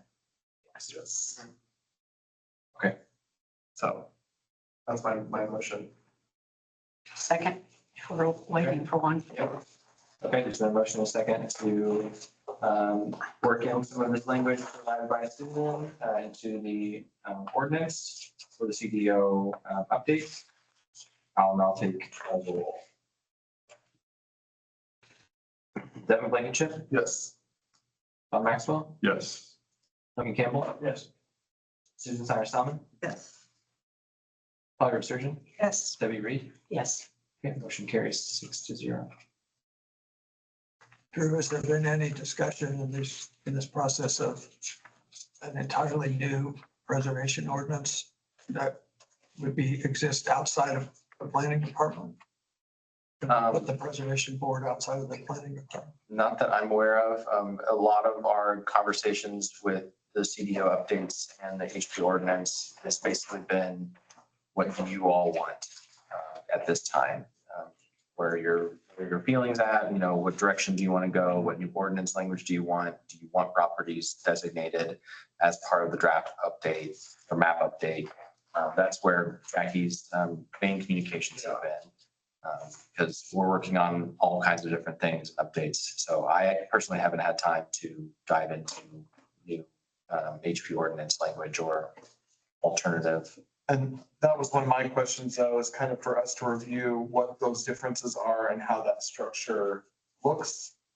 And I know you're such a better person in it than probably anyone else sitting in this room based on your experience. Can you do a quick and dirty of what the difference is with us being under planning versus us being a separate commission? Yeah.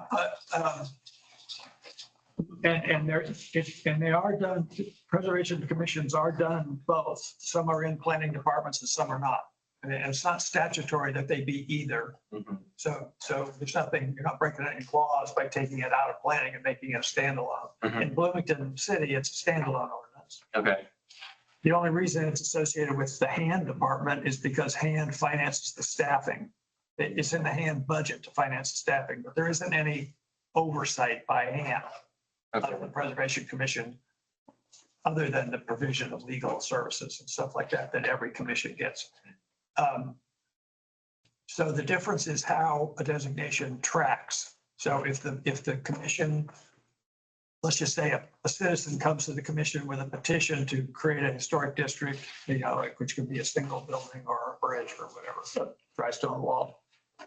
The commission would make a decision about whether it supports that. It would propose that directly to the commissioners, the county commissioners, and they would make the decision about whether that historic district is enabled. You wouldn't go to the planning, Planning commission. the planning commission. Well, first of all, you wouldn't go to the first committee, I never can remember what it's called. Plan review committee. Yeah, you wouldn't go to plan review committee to have planners review something that historic preservation is.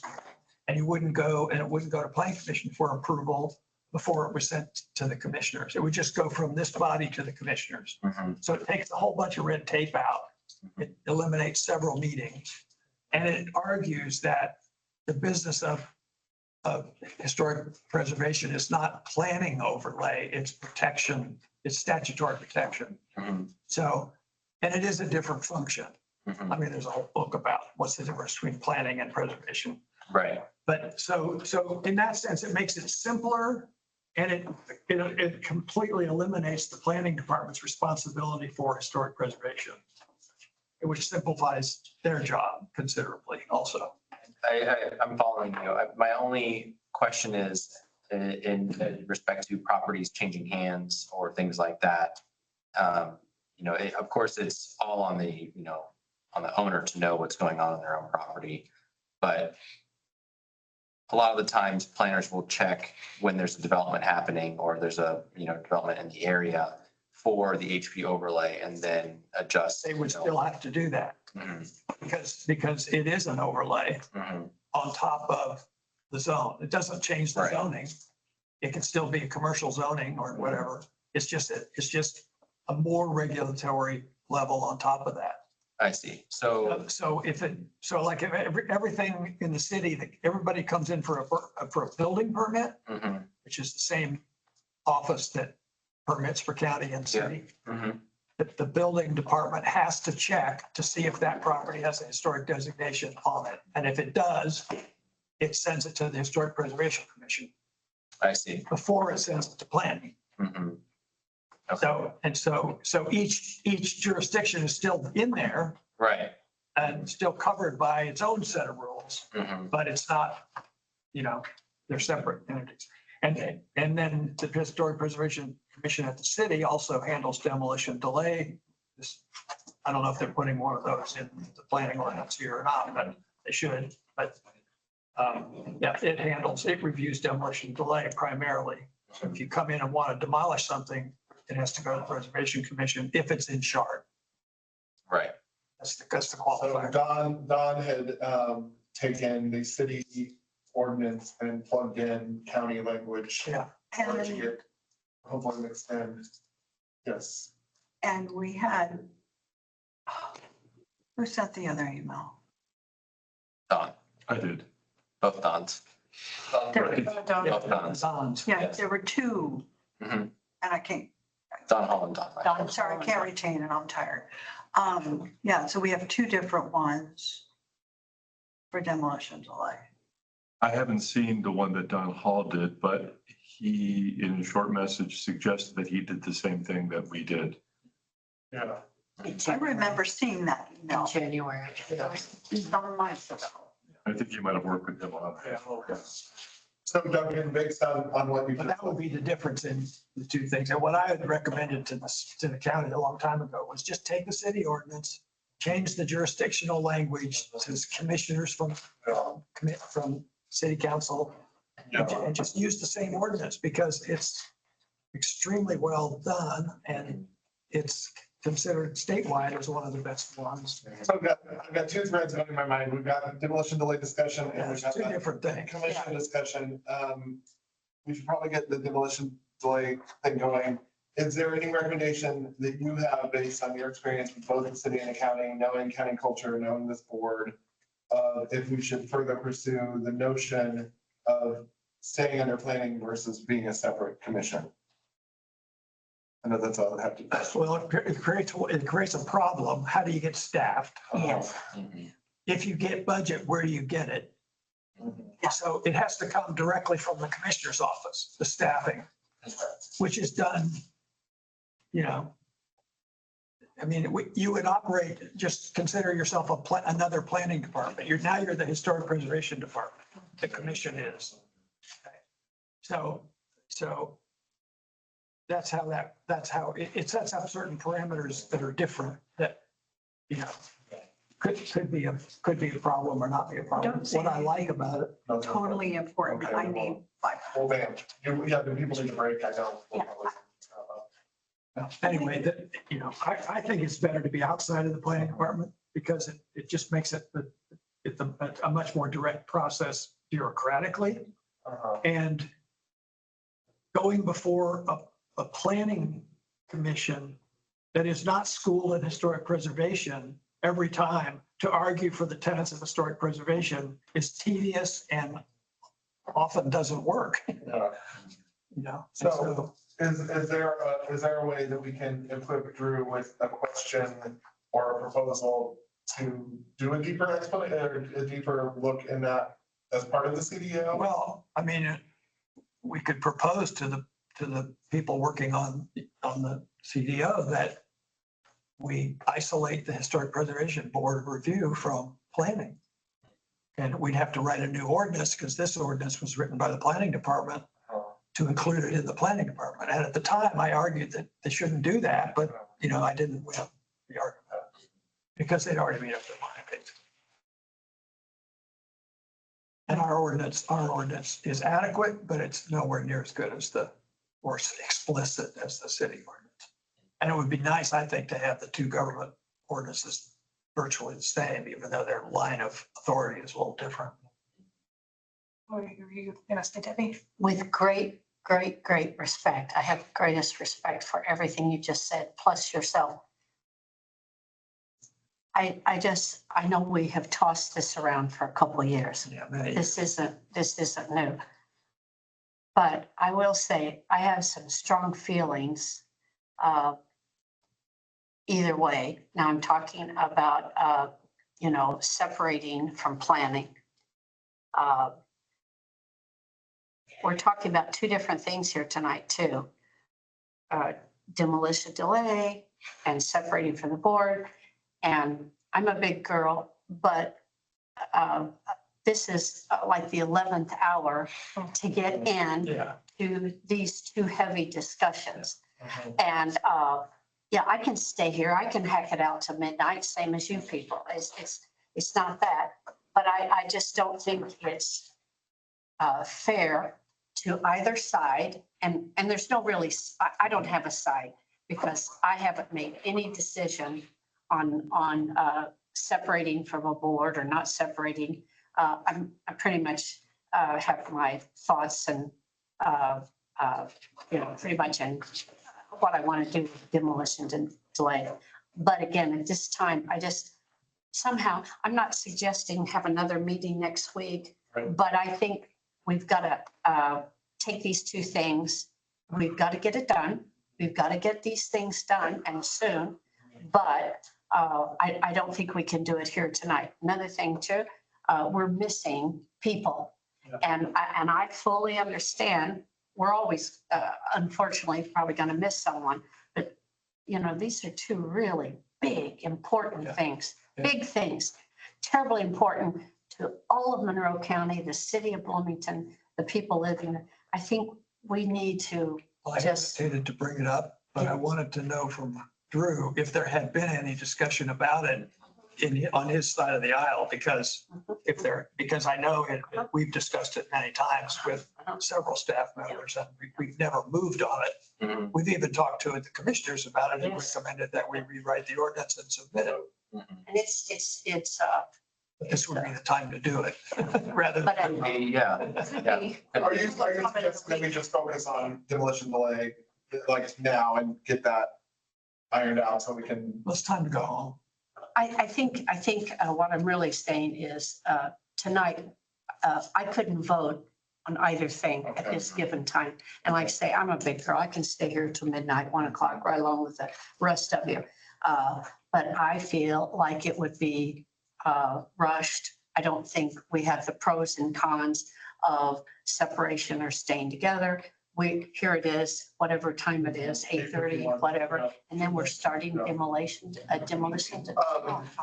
So can we inform Jackie, if we have you, the royal we, that the two big topics that we weren't able to get into tonight were demolition delay, which we're very serious about, and then the ongoing discussion of board versus commission. And we want to make sure that if this is our chance in that 20-year period for things to be easier rather than harder, we want to make sure to give the time and space to that discussion before things get solidified in December. So we don't want to turn around in January or February and be like, okay, so now. Once again, plant that seed. Yeah. Let her know we need a little more time to act. So if we could possibly say that by, and maybe this could be we have another in between non-quorum meeting to iron those things out. Yeah. In a non-voting way. But then to say, okay, by this time in October, we should be able to settle on demolition delay and the commission versus board discussion. Does that seem realistic or reasonable? Yeah. Feel comfortable. Because, yeah, Because it needs, I think she's right. It needs a much more thorough. And demolition delay, I think will be easy and fast. I think that's clear. I'm comfortable with talking for years. And then also I want to say, like, in the realism of what you're saying, it's also a disservice, not only to our board, but the public, Absolutely, for us to feel like we're absolutely. cramming something in before like 10 PM or, I can't do it. Yeah, I can't do it. what we have done tonight, this discussions is like multiple years worth of meetings or discussions that we've fit into this evening. And I'm sure there will be pushback on certain things. I'm sure we will learn from that process. I know with all the edits and the things going to county legal, there's probably gonna be a lot for us to even process at the next October meeting. But, and that could also be work for students. There's stuff that you get back that Right. a small amount of forum group can work on. But yeah, I think that's a very Thanks, good point. I appreciate that. Well, and just an interesting thought is if we are in fact full board, quorum of 5 at that point, right? It's always a quorum of 5, even though you have a vacancy. Even though, okay. The vacancy just has always counted against you in that situation. So if like, if there was like 4 of you, hey, you're almost there. You got somebody. And I was gonna say, well, how's the new person on board then? Yeah. And I know your choice, but when we do vote on these things as a board, somehow we could get, and I realize everybody's got sets of excuses. My gosh, each one of us can come up with 50. Everybody. Yeah, that's why we're not gonna be here. I mean, come on, we're busy people, but we need people to show up that night, even if they just show up for 30 minutes, vote, and then, or at least, it's too important. It's just too important. Okay, well, it's getting late and we have old business and then work plan, which is what we did tonight. So I'm going to go ahead and adjourn the meeting, 8:55. It's our next meeting on the. Yeah. Old business. Is our next meeting on the 21st?